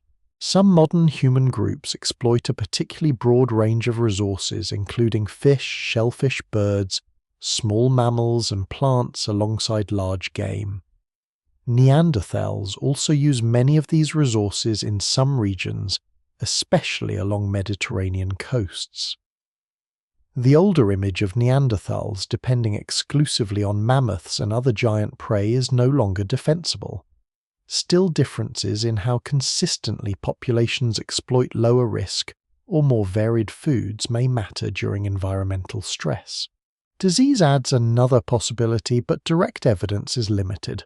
When populations separated for hundreds of thousands of years come into contact, pathogens can move with them. Homo sapiens arriving from Africa and Western Asia may carry infections unfamiliar to Neanderthals. Neanderthals may carry pathogens unfamiliar to modern humans. Both populations could suffer. Genetic evidence showing archaic contributions to modern immune systems suggests that contact with Eurasian disease environments matters, but reconstructing specific epidemics from this period is extremely difficult. The evidence remains incomplete, and disease should not be treated as a proven explanation. Then there is violence. Stone Age skeletons sometimes preserve trauma, and interpersonal conflict certainly exists among prehistoric humans. Encounters between competing populations could turn violent. Yet there is no archaeological evidence for a systematic campaign of Homo sapiens exterminating Neanderthals across Eurasia. The disappearance is too geographically uneven and too prolonged to fit comfortably with a single rapid conquest. Direct conflict may be part of the story in some places, but probably not the entire story. Assimilation offers a quieter mechanism. Because Homo sapiens and Neanderthals interbreed, a shrinking Neanderthal population does not have to die out individual by individual. Some communities can be absorbed into larger Homo sapiens populations. Their descendants may increasingly resemble and identify with the more numerous population, while retaining fragments of Neanderthal ancestry. Imagine a small Neanderthal group reduced by years of poor hunting and low birth rates. It encounters a larger network of Homo sapiens communities. A few individuals join those groups, whether through partnership, exchange, adoption, or circumstances we cannot recover. Their children have mixed ancestry. If those descendants repeatedly reproduce within the larger Homo sapiens population, the proportion of Neanderthal ancestry declines over generations, even though the lineage itself has not disappeared completely. Extinction and integration can happen at the same time. This may help explain why Neanderthals vanish as a distinct population while surviving genetically in modern humans. For Denisovans, the situation is harder to reconstruct because their archaeological record is so sparse. They may have been divided into multiple regional populations across Asia, each facing different conditions. Some could have been absorbed into expanding Homo sapiens groups. Others may disappear locally before modern humans arrive. Tropical lineages such as Homo floresiensis and Homo luzonensis face an entirely different set of ecological pressures, and their small island populations may be especially vulnerable to disturbance. There is also chance. A volcanic eruption, prolonged drought, landslide epidemic, or sequence of failed births can destroy a tiny isolated population without leaving an obvious archaeological signature. Large populations usually recover from local disasters because survivors exist elsewhere. A lineage reduced to a handful of separated communities may not.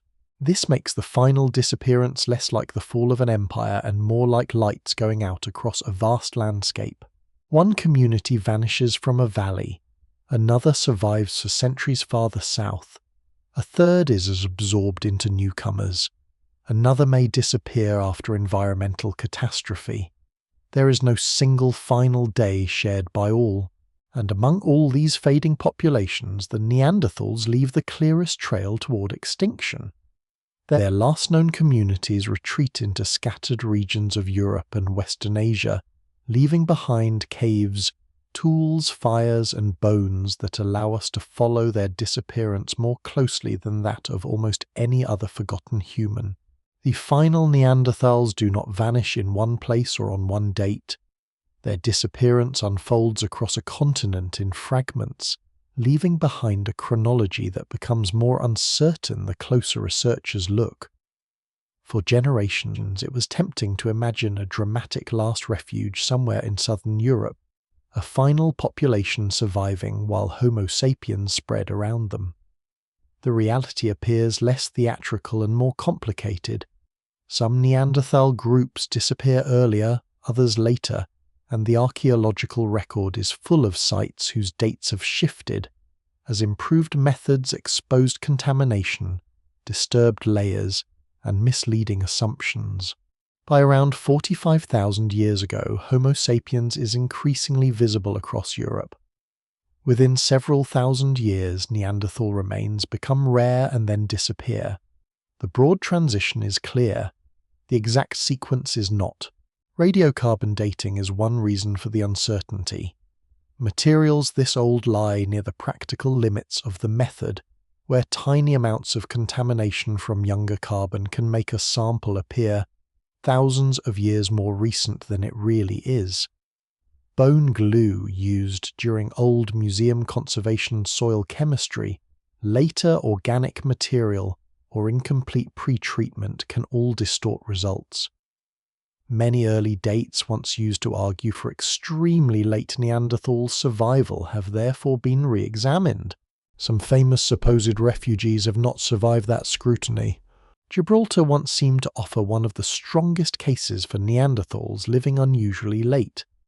Its caves contain rich evidence of Neanderthal occupation, and the southern Iberian environment may have provided relatively mild conditions compared with colder parts of Europe. Gorham's cave in particular produced dates that were once interpreted as suggesting Neanderthals persisted there until perhaps 28,000 years ago, long after they had disappeared elsewhere. Such a survival would have been extraordinary. Later analysis, however, cast serious doubt on those very late dates. Contamination and uncertainty in the archaeological context make it difficult to connect the youngest radiocarbon measurements directly to Neanderthal occupation. Current mainstream estimates generally place Neanderthal disappearance much earlier, around 40,000 years ago, though exact regional timing remains debated. The revision is important because it changes the image of extinction. Instead of Neanderthals lingering for more than 10,000 years in one isolated European corner, their final decline may occur within a relatively compressed interval, perhaps several thousand years across much of their range. But even several thousand years is a long time at the scale of human lives. If Neanderthals and Homo sapiens overlap in Europe for 2,000 or 3,000 years, dozens or even more than 100 generations can pass. A person born during the beginning of that overlap would have no awareness that their population is moving toward extinction. Their children would learn familiar hunting routes. Fires would still burn in caves used by ancestors. Tools would still be made in recognizable traditions. The disappearance would only become visible from the distance of archaeology. This gradual perspective matters because extinction rarely feels like extinction to the individuals experiencing it. A valley may simply become less productive. One neighboring group may fail to return. A familiar meeting place may remain empty one winter. Marriage partners become hard to find. A hunting territory once shared between related communities becomes isolated. None of these events announces the end of a human lineage. Together over generations they can create one. Western Europe contains some of the most closely studied late Neanderthal sites, but the chronological pattern is uneven. France, Spain, Italy, Belgium, Croatia, and other regions preserve evidence of changing populations at different times. In some areas, modern human occupations appear shortly after the last securely dated Neanderthal layers. Elsewhere, there may be gaps. Archaeologists continue refining these sequences because a difference of only a few centuries can change whether two groups truly overlap locally or merely occupy the same region at different times. The evidence remains incomplete. One problem is that archaeological cultures are not biological species. Mousterian stone industries are strongly associated with Neanderthals, but stone tools alone cannot prove who made them. Transitional industries appearing near the period of disappearance complicate matters further. The Chartlepéronian, Eleusinian, and other traditions have been debated partly because researchers want to know whether they represent Neanderthal innovation, modern human arrival, or cultural interaction. Bones are much more decisive, but they are rare. At places where diagnostic human remains survive directly with artifacts, the picture becomes clearer. Yet many sites contain only tools, charcoal and animal bones. The biological identity of their occupants has to be inferred cautiously. Climate adds another layer of instability. Around the time Neanderthals disappear, Europe experiences abrupt climatic oscillations associated with the last glacial period. Cold phases intensify rapidly. Habitats change within centuries or even decades. Neanderthals have survived severe climatic shifts before, but by this stage their populations may already be small and fragmented. Environmental stress that was once survivable could become much more dangerous when combined with competition from expanding Homo sapiens communities. Population modeling supports this possibility. If Neanderthal groups are spread thinly across Europe, local extinction can create gaps that are not easily recolonized. Homo sapiens, if more numerous or more strongly connected through regional networks, may fill those gaps faster. The process does not require one species to suddenly outperform the other everywhere. It requires only that replacement happens slightly more often in one direction. Genetics offers another clue to the final phase. Late Neanderthal genomes suggest populations are related across surprisingly large distances, perhaps because their numbers have declined, and surviving groups increasingly replace one another. Some genetic studies indicate turnover among Neanderthal populations even before Homo sapiens becomes dominant. Their final communities may therefore belong to a lineage already shaped by repeated demographic contraction. At the same time, evidence of interbreeding demonstrates that disappearance is not purely demographic death. Some Neanderthals become ancestors of Homo sapiens populations. Yet interestingly, very late European modern humans do not always carry obvious ancestry from the local Neanderthal groups living immediately before them. This suggests that interbreeding happens repeatedly but unevenly. Some mixed lineages leave descendants, others disappear entirely. The last Neanderthal individual is therefore almost impossible to identify. There may never have been one dramatic final survivor living alone in a cave. More likely, distinct communities gradually cease to exist as separate populations. The final children with predominantly Neanderthal ancestry may grow up within shrinking groups. Some may have mixed descendants, others may leave none. Somewhere, perhaps around 40,000 years ago, a Neanderthal fire burns for the last time without anyone understanding what that moment means. The ash cools, sediment gathers, the entrance changes, bones fragment. Thousands of years pass before another kind of human digs into the floor and realizes someone different once lived there. And even then the discovery does not reveal the final answer. It reveals only that one branch has disappeared from sight. Because beyond the Neanderthals, the genetic record is beginning to expose an even stranger possibility. Other human populations may have vanished so completely that no recognized skeleton cave or archaeological culture can yet be assigned to them at all. Some of the most important humans in our evolutionary history may never be recognized from a skull. They exist instead as statistical shadows, traces inside genomes that do not fit neatly into the ancestry of any known fossil population. Geneticists sometimes call these groups ghost populations. The name sounds dramatic, but the idea is straightforward. If a population splits from another group, remains isolated for a long time, and later interbreeds with descendants of that group, the genetic contribution can survive long after the source population itself disappears. Even if no identifiable bones are ever found, the inherited DNA can reveal that someone was there.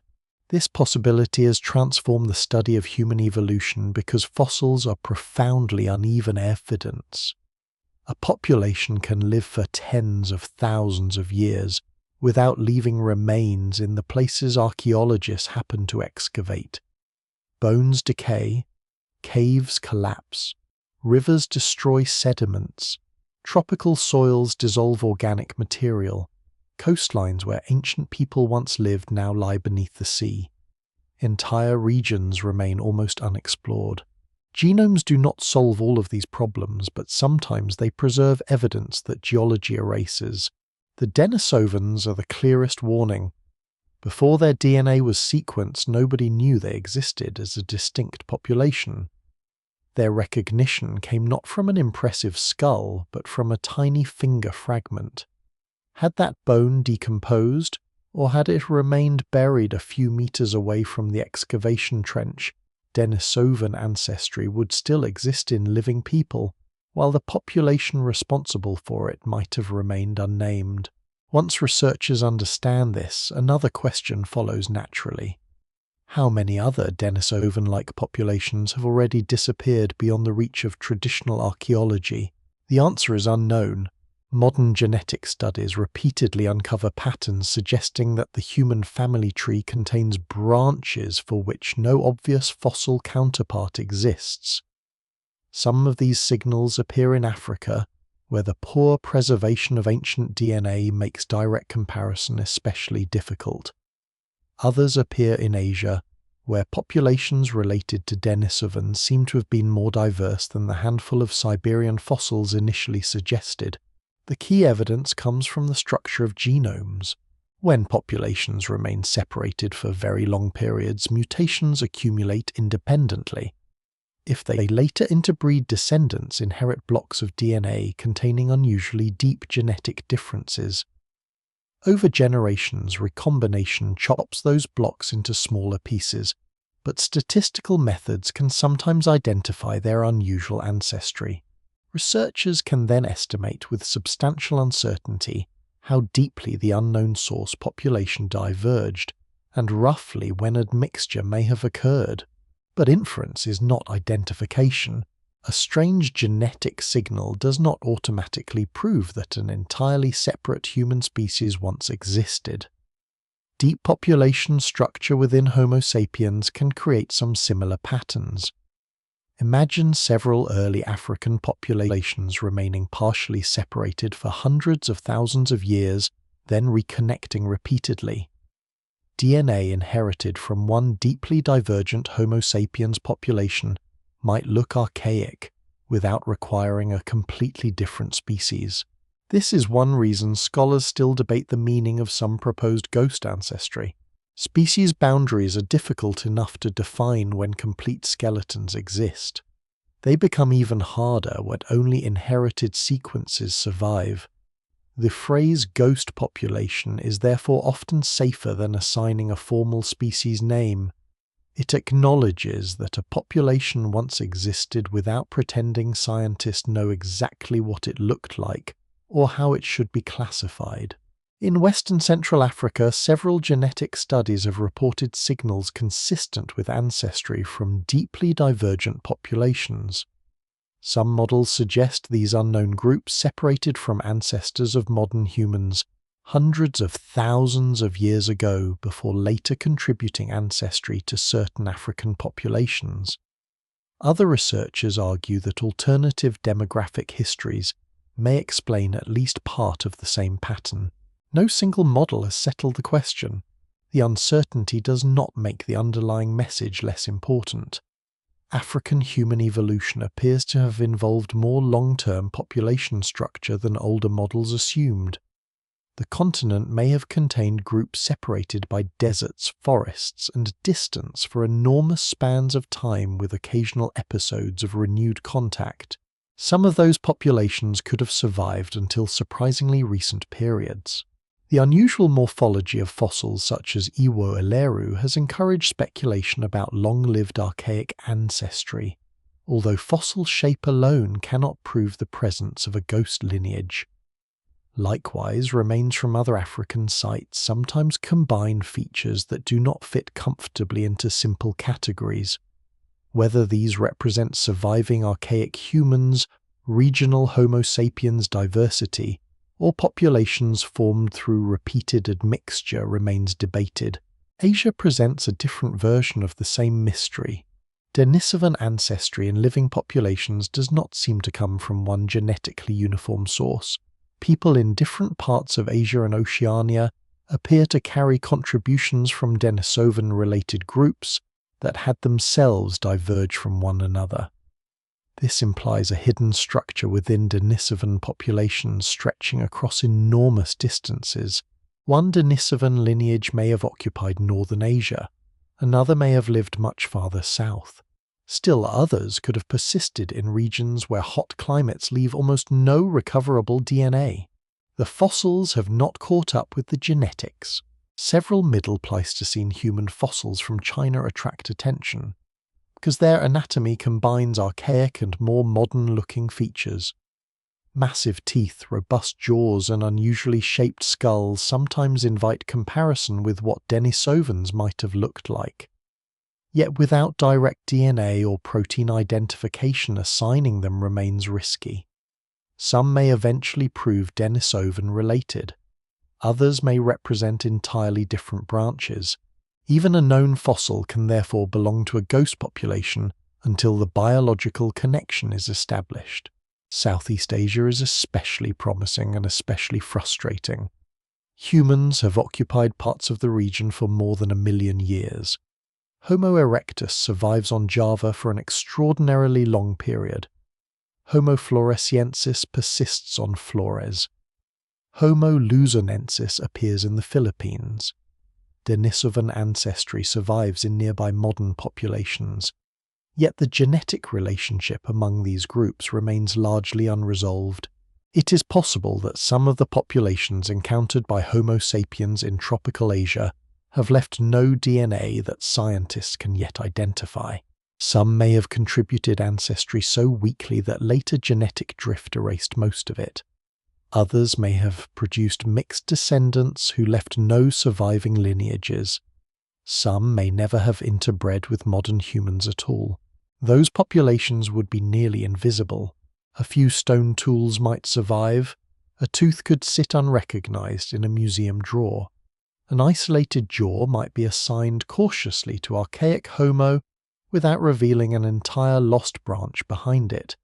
If the relevant fossils are buried beneath rainforest deep sediment or present-day seas, the lineage may remain absent from the known human family for decades. This is why the current list of ancient humans should not be mistaken for a complete inventory. Neanderthals, Denisovans, Homo floresiensis, Homo luzonensis, Homo naledi, Homo erectus, and Homo sapiens are names attached to evidence we have been fortunate enough to recover. They are not necessarily every population that existed during the periods when humans overlapped. The deeper lesson is that disappearance can be almost total. A people can leave no monuments, no texts, no identifiable language, and perhaps no recognized skeleton. Their entire visible history can collapse into a few inherited sequences scattered among later populations. And yet those sequences matter. They show that modern humanity was assembled through encounters with populations whose stories are mostly gone. Some contributed adaptations. Some contributed tiny amounts of ancestry. Others may survive only as statistical disturbances in genetic models. The fossil record tells us who happened to be preserved. The genome sometimes tells us who was missed. And as scientists begin tracing those surviving fragments more carefully, the forgotten humans stop looking like peripheral branches. They begin to appear inside the biology of the population that ultimately remained. The forgotten humans are gone as distinct populations, but their disappearance did not erase them from the biological story. Long after the last Neanderthal fire went cold and the final Denisovan communities vanished into populations, we can no longer identify fragments of their genomes continued moving forward through time. They passed from parent to child, broken apart and reshuffled with every generation, sometimes disappearing, sometimes surviving by chance, and sometimes remaining because they helped later humans live in environments their own ancestors had only recently entered. The result is one of the strangest consequences of ancient interbreeding. Parts of extinct humanity still participate in the biology of people alive today. This inheritance is not evenly distributed. Most people with substantial ancestry outside Africa carry roughly 1 to 2% Neanderthal-derived DNA in their individual genomes, though the exact proportion varies. Some populations in Oceania and parts of Asia carry additional Denisovan ancestry, sometimes at higher levels.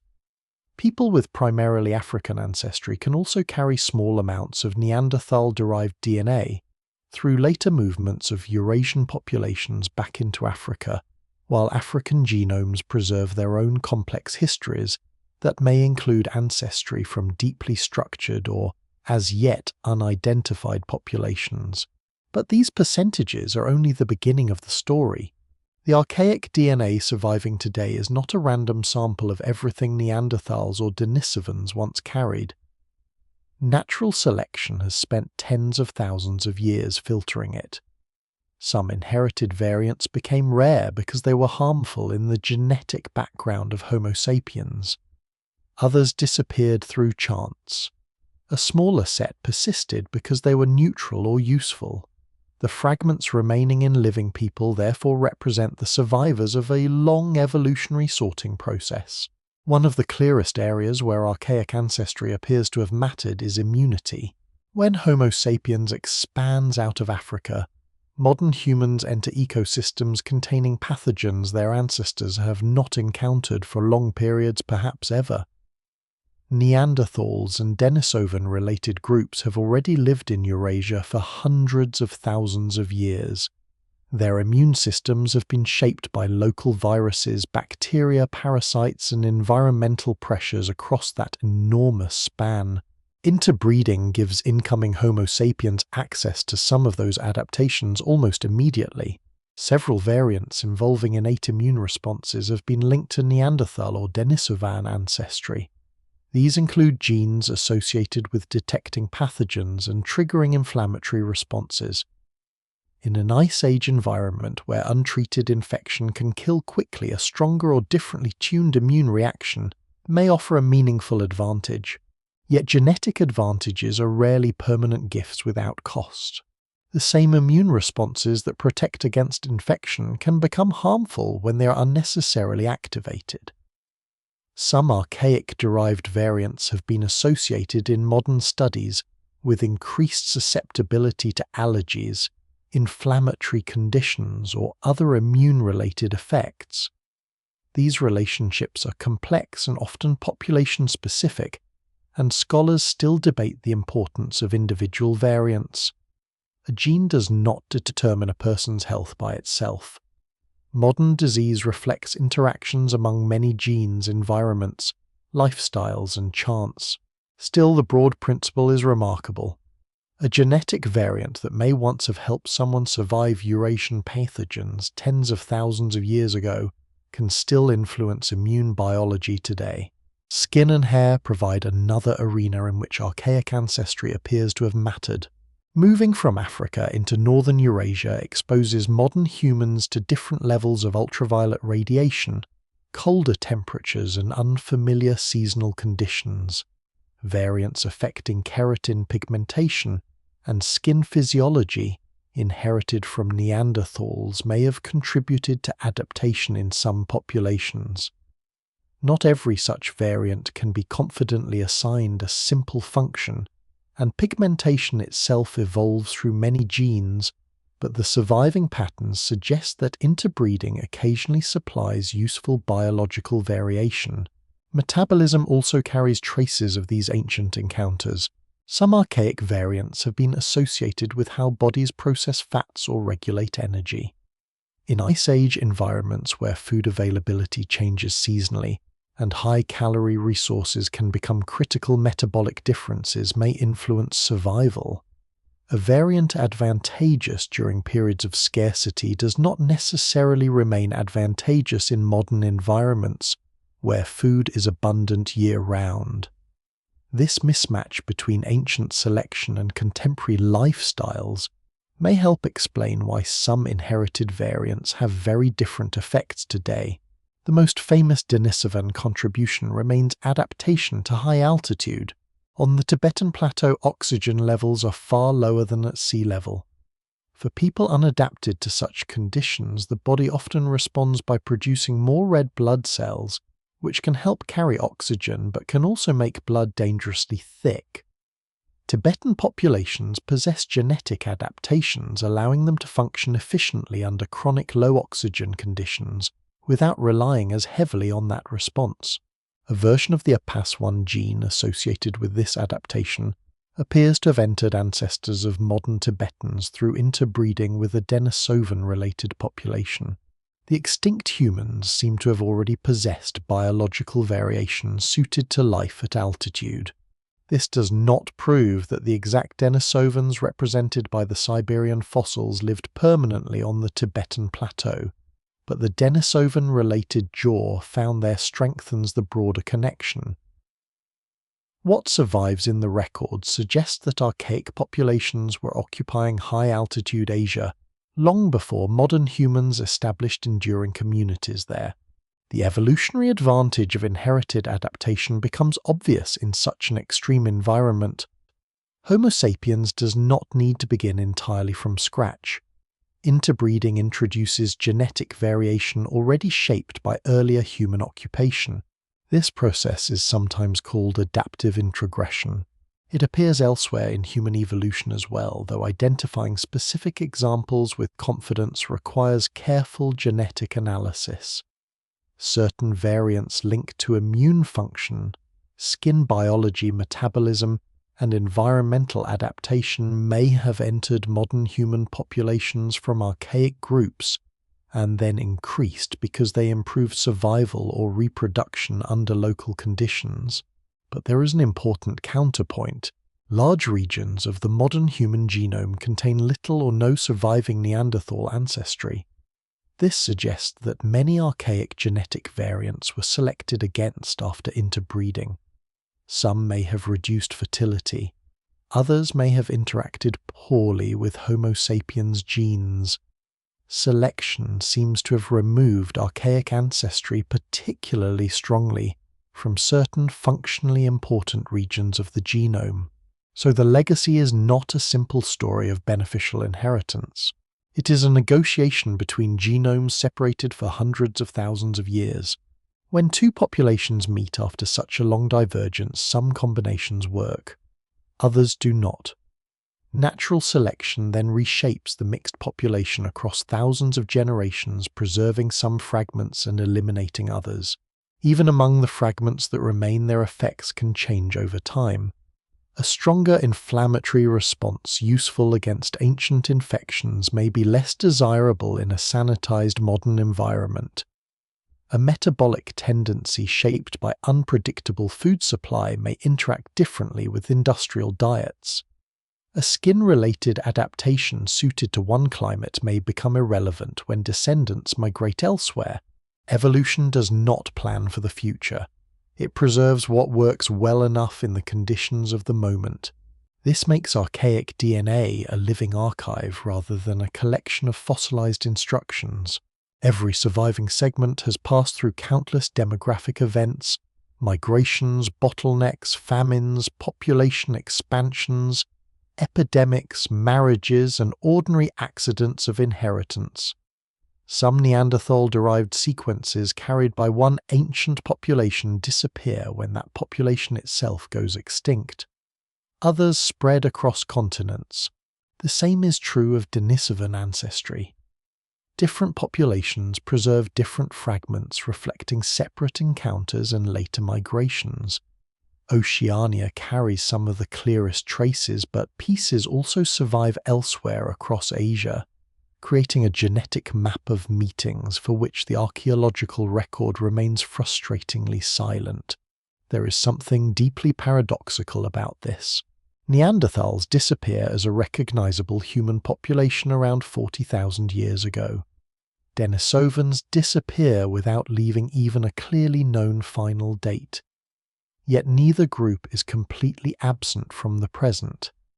Their biological influence survives in immune cells responding to infection, in the physiology of people living at high altitude, and in inherited sequences whose original carriers walked through environments that no longer exist. Extinction in this case is not erasure. The vanished humans survive unevenly in fragments distributed among descendants of the population that eventually became globally dominant. And that raises the final great problem. If Homo sapiens did not simply destroy or replace every other human lineage, why did our population nevertheless become the only surviving form of humanity? The answer may lie not in one decisive superiority, but in the cumulative power of numbers, networks, flexibility, and chance. By the time the last distinct Neanderthal populations disappear and Denisovan communities fade beyond recognition, Homo sapiens has become the only surviving human lineage on Earth. From a distance, that outcome can look inevitable, as if our species possessed some decisive advantage that guaranteed victory from the beginning. But nothing in the earlier record suggests inevitability. For hundreds of thousands of years, other humans survive climates, predators, ecological upheavals, and repeated demographic crises. Neanderthals endure in Eurasia longer than our species has existed in many parts of the world. Denisovan-related populations adapt to environments ranging from Siberian mountains to high plateaus and perhaps tropical Asia. Homo erectus persists across immense spans of time.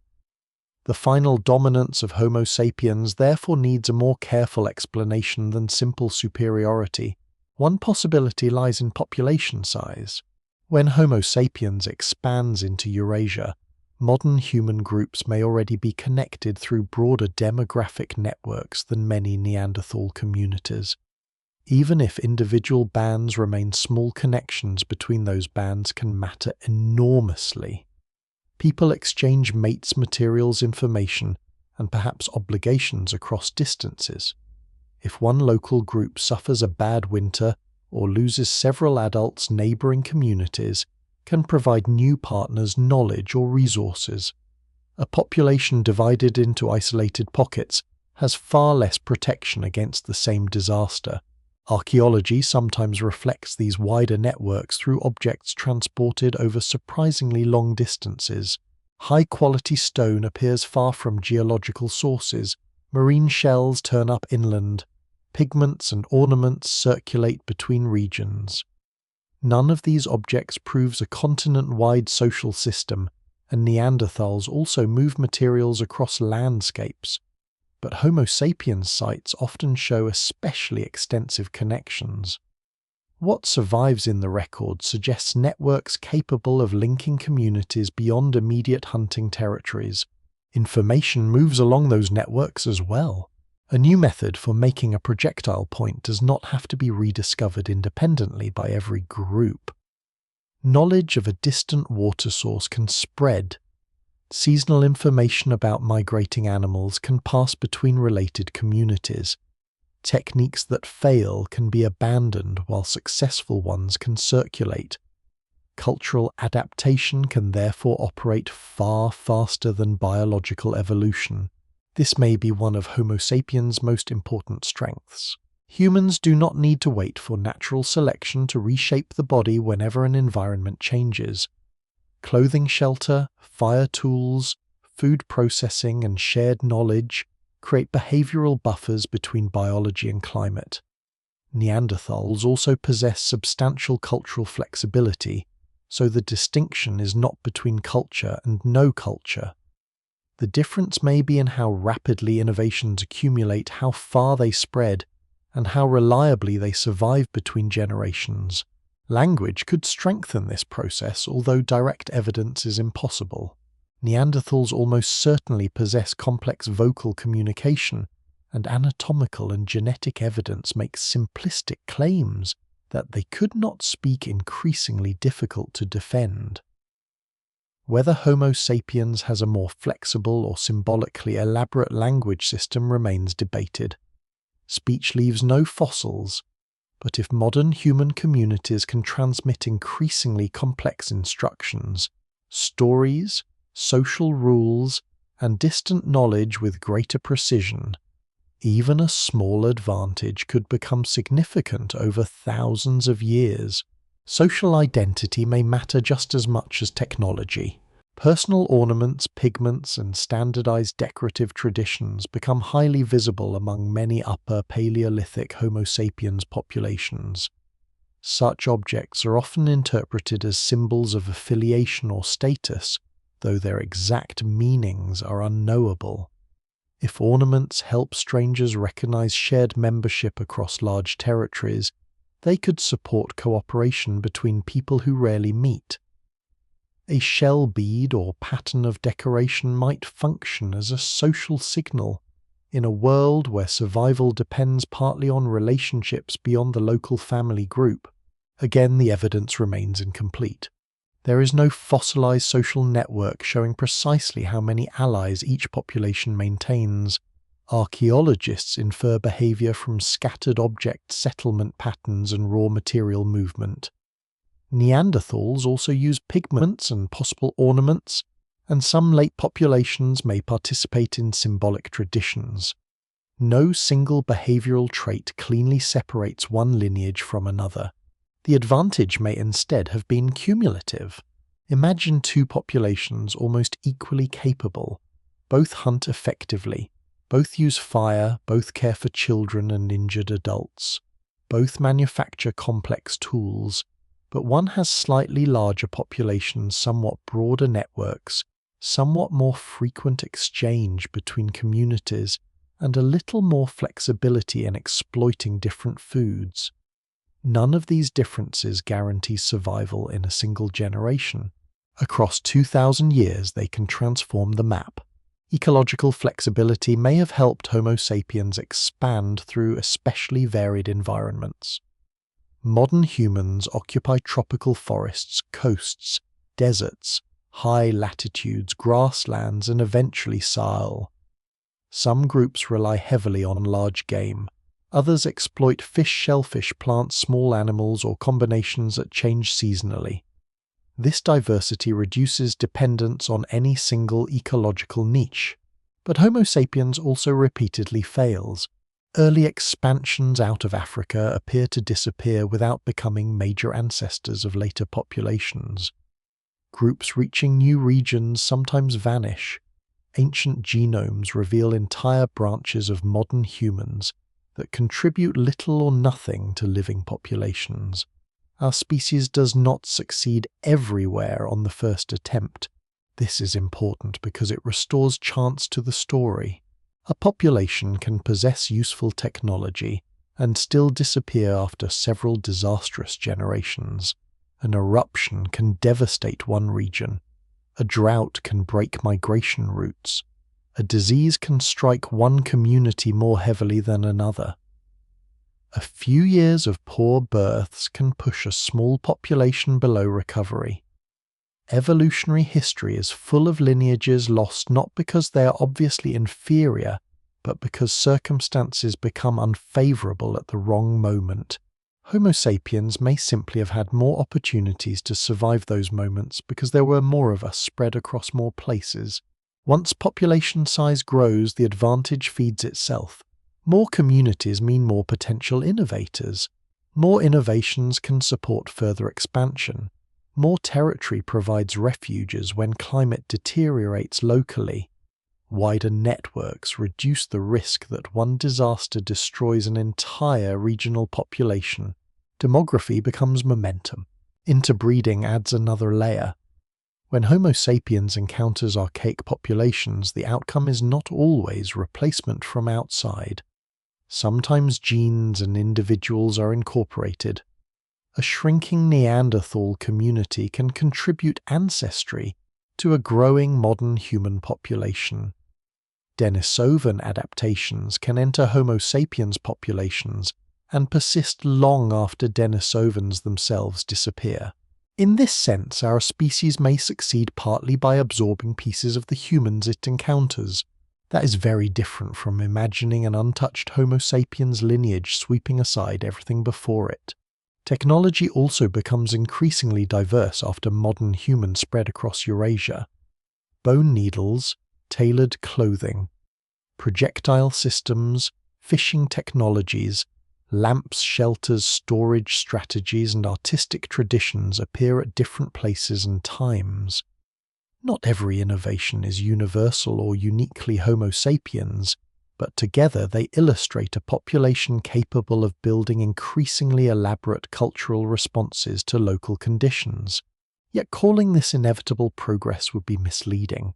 The people making these tools do not know they belong to the future dominant species. They are simply trying to survive another winter, find food, raise children, and maintain relationships. Their success emerges from millions of individual decisions nobody intends as an evolutionary strategy. By perhaps 40,000 years ago, the balance has shifted decisively in much of Eurasia. Neanderthals are gone as distinct populations. Denisovan-related groups persist somewhere for an uncertain period, then vanish too. Island lineages disappear. Later Homo erectus is already gone. Other branches fade beyond detection. Homo sapiens remains. Not necessarily because we are strongest, smartest in every circumstance or uniquely capable of culture, but perhaps because a particular combination of population size, connectivity, ecological flexibility, cumulative learning, interbreeding, and chance allows our communities to keep expanding when others cannot recover. The victory, if it can be called that, is therefore strangely incomplete. The surviving species carries genes from the vanished ones, uses landscapes they once knew, and inherits a world shaped by human populations that came before. There is only one kind of human left, but it is not entirely descended from one kind of human. And that realization changes what the final disappearance means. The disappearance of the other humans does not leave Homo sapiens standing untouched at the end of prehistory. It leaves us carrying pieces of them. For generations, the idea of human uniqueness rested partly on isolation. Neanderthals were imagined as failed cousins. Denisovans were unknown. Island humans such as Homo floresiensis had not yet been discovered. The surviving human species appeared to represent a clean final branch separated from everything that came before. Ancient DNA has dismantled that simplicity. Modern humanity is not the product of one lineage moving through the world without mixing. It is a population assembled through repeated encounters, separations, migrations, and reunions. Some of those encounters occurred with people whose names we know. Others involved populations that remain almost completely invisible.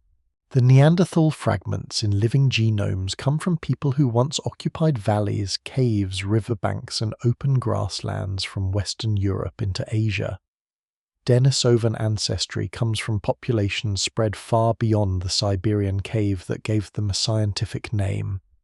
Other genetic signals may reflect deeply separated groups in Africa or Asia, whose fossils have not yet been securely identified. The evidence remains incomplete, and some proposed ghost populations may ultimately prove to represent ancient structure within Homo sapiens, rather than entirely separate species. But either way, the lesson is the same: human ancestry is more tangled than the older family tree suggested. The fossils reinforce that message. A finger bone can reveal an unknown population. A jaw from a Tibetan cave can connect that population to one of the highest inhabited environments on Earth. A handful of teeth from Flores can expose a human lineage surviving on an island until surprisingly recent times. Small bones from Luzon can create another branch where none was expected. A cave in South Africa can preserve Homo naledi hundreds of thousands of years later than its primitive-looking anatomy might suggest. Each discovery makes the known human world more crowded. It also makes the missing world larger. For every fossil recovered, countless others have been destroyed. Rivers have eroded ancient camps. Sea level rise has drowned coastlines where people once lived. Tropical soils have dissolved bones. Glaciers have scraped landscapes away. Caves have collapsed, sediments have shifted, and entire regions remain unexplored. The archaeological record does not preserve a representative sample of humanity. It preserves survivors of geological chance. This means the number of ancient human populations known today is almost certainly not the final number. Future discoveries may connect mysterious Asian fossils to Denisovans. New proteins may identify fragments too old for DNA. Improved genetic methods may reveal admixture events now hidden inside living genomes. Submerged landscapes may preserve evidence from migrations that followed vanished coastlines. Even museum collections may contain bones excavated decades ago but never recognized for what they are. Human evolution is still being discovered backward. The more evidence appears, the less convincing the old image of constant progress becomes. Neanderthals are not simply replaced because they fail to become modern. Denisovans are not primitive placeholders waiting for Homo sapiens. Homo floresiensis is not an unfinished version of us. Each lineage represents a population adapted to particular histories and environments. Their disappearance does not mean they were moving toward extinction from the moment they separated from our ancestors. For most of their existence, they are successful. Neanderthals survive hundreds of thousands of years of climatic instability. That is longer than recorded civilization by an almost incomprehensible margin. Homo erectus persists across parts of Eurasia for well over 1 million years under broad definitions of the lineage. Island populations survive isolation that would destroy many small communities. Denisovans occupy enough of Asia to leave genetically distinct contributions in distant modern populations. Homo sapiens itself is still relatively young by comparison. Whether our lineage will ever match the longevity of some extinct humans cannot be known. That perspective changes the meaning of survival. We tend to read the past from the ending backward. Because Homo sapiens remains, every trait we possess can appear advantageous, and every difference in extinct humans can look like a weakness. But evolution does not know the ending. A stocky Neanderthal body is useful in cold Eurasia. Denisovan-related adaptations help humans function at altitude. Small bodies can be advantageous on resource-limited islands. Different strategies succeed under different conditions. What changes is the world around them. Climate shifts. Populations become fragmented. Competitors arrive. New social networks spread. Chance intervenes. A trait that works for 100,000 years can become insufficient under a new combination of pressures. Extinction often happens not because a species is badly designed, but because conditions change faster than small populations can respond. That should make the vanished humans feel less alien. They face problems recognizable in every human society. Finding food, protecting children, surviving injury, maintaining alliances, learning landscapes, coping with uncertainty. Their solutions differ because their worlds differ. They make tools from the materials available. They maintain fires. They hunt, gather, travel, and adapt. Some care for individuals who would struggle to survive alone. Some use pigments or ornaments. Some enter caves far beyond natural light. Some cross seas. None of them know they are archaic. That label belongs to us. To themselves, they are simply people. This distinction matters because the final 40 or 50,000 years of their existence are often told primarily as a story about us. Neanderthals become important because they meet Homo sapiens. Denisovans become important because their DNA survives in modern populations. Homo floresiensis becomes important because its late survival surprises us. But their histories begin long before our arrival. Thousands of generations pass in which their lives have nothing to do with modern humans. Children are born and grow old in landscapes their ancestors have occupied for centuries. knowledge accumulates that we will never recover. Local traditions probably arise and disappear without leaving durable traces. Their worlds possess meanings that fossils cannot preserve. When they vanish, most of those meanings vanish with them. DNA can tell us that two populations interbred. It cannot tell us what they called one another. A skeleton can reveal an old injury. It cannot reveal the person who brought food while the injury healed. A stone point can show extraordinary technical skill. It cannot recover the stories told while the tool was made. That silence may be the most important part of the mystery. The forgotten humans walked beside our ancestors, but almost everything they knew disappeared before history began. What remains is enough to overturn the idea that humanity was ever a solitary species, yet never enough to restore the lives themselves. And so the final legacy of these lost relatives is not simply genetic. It is perspective. Modern humanity represents the surviving remnant of what was once a much larger human experiment. One branch remains visible, carrying fragments of several others inside it. Beneath the apparent unity of our species lies an older world of divided populations, unexpected encounters, and vanished ways of being human. When we look at a Neanderthal skull, a Denisovan tooth, or the tiny bones of an island human, we're not looking at failed attempts to become us. We are looking at people who became themselves, and for a brief span of deep time they walk the earth beside us. The world they knew is mostly gone now. Glaciers have retreated, grasslands have drowned beneath rising seas. Forests cover some of their old hunting grounds, while cities stand over others. Caves where fires once burned have filled slowly with sediment, preserving a tooth here. A broken bone there, a thin dark layer of charcoal beneath thousands of years of silence. The people themselves disappeared even more quietly. There is no monument marking the final Neanderthal community. No record describes the last Denisovan family. No surviving memory tells when the final Homo floresiensis child was born, or when the last small group on an isolated island realized that neighboring fires had stopped appearing. Time does not usually preserve endings so clearly. It preserves fragments. A piece of DNA passed unknowingly from one generation to another. A stone flake left where it fell. A jaw protected by cave sediment. A footprint hardened long enough to outlast the person who made it. From these remnants, modern humans try to reconstruct a world in which being human did not mean belonging to one species alone. Perhaps that is why the story feels so strangely close despite its age.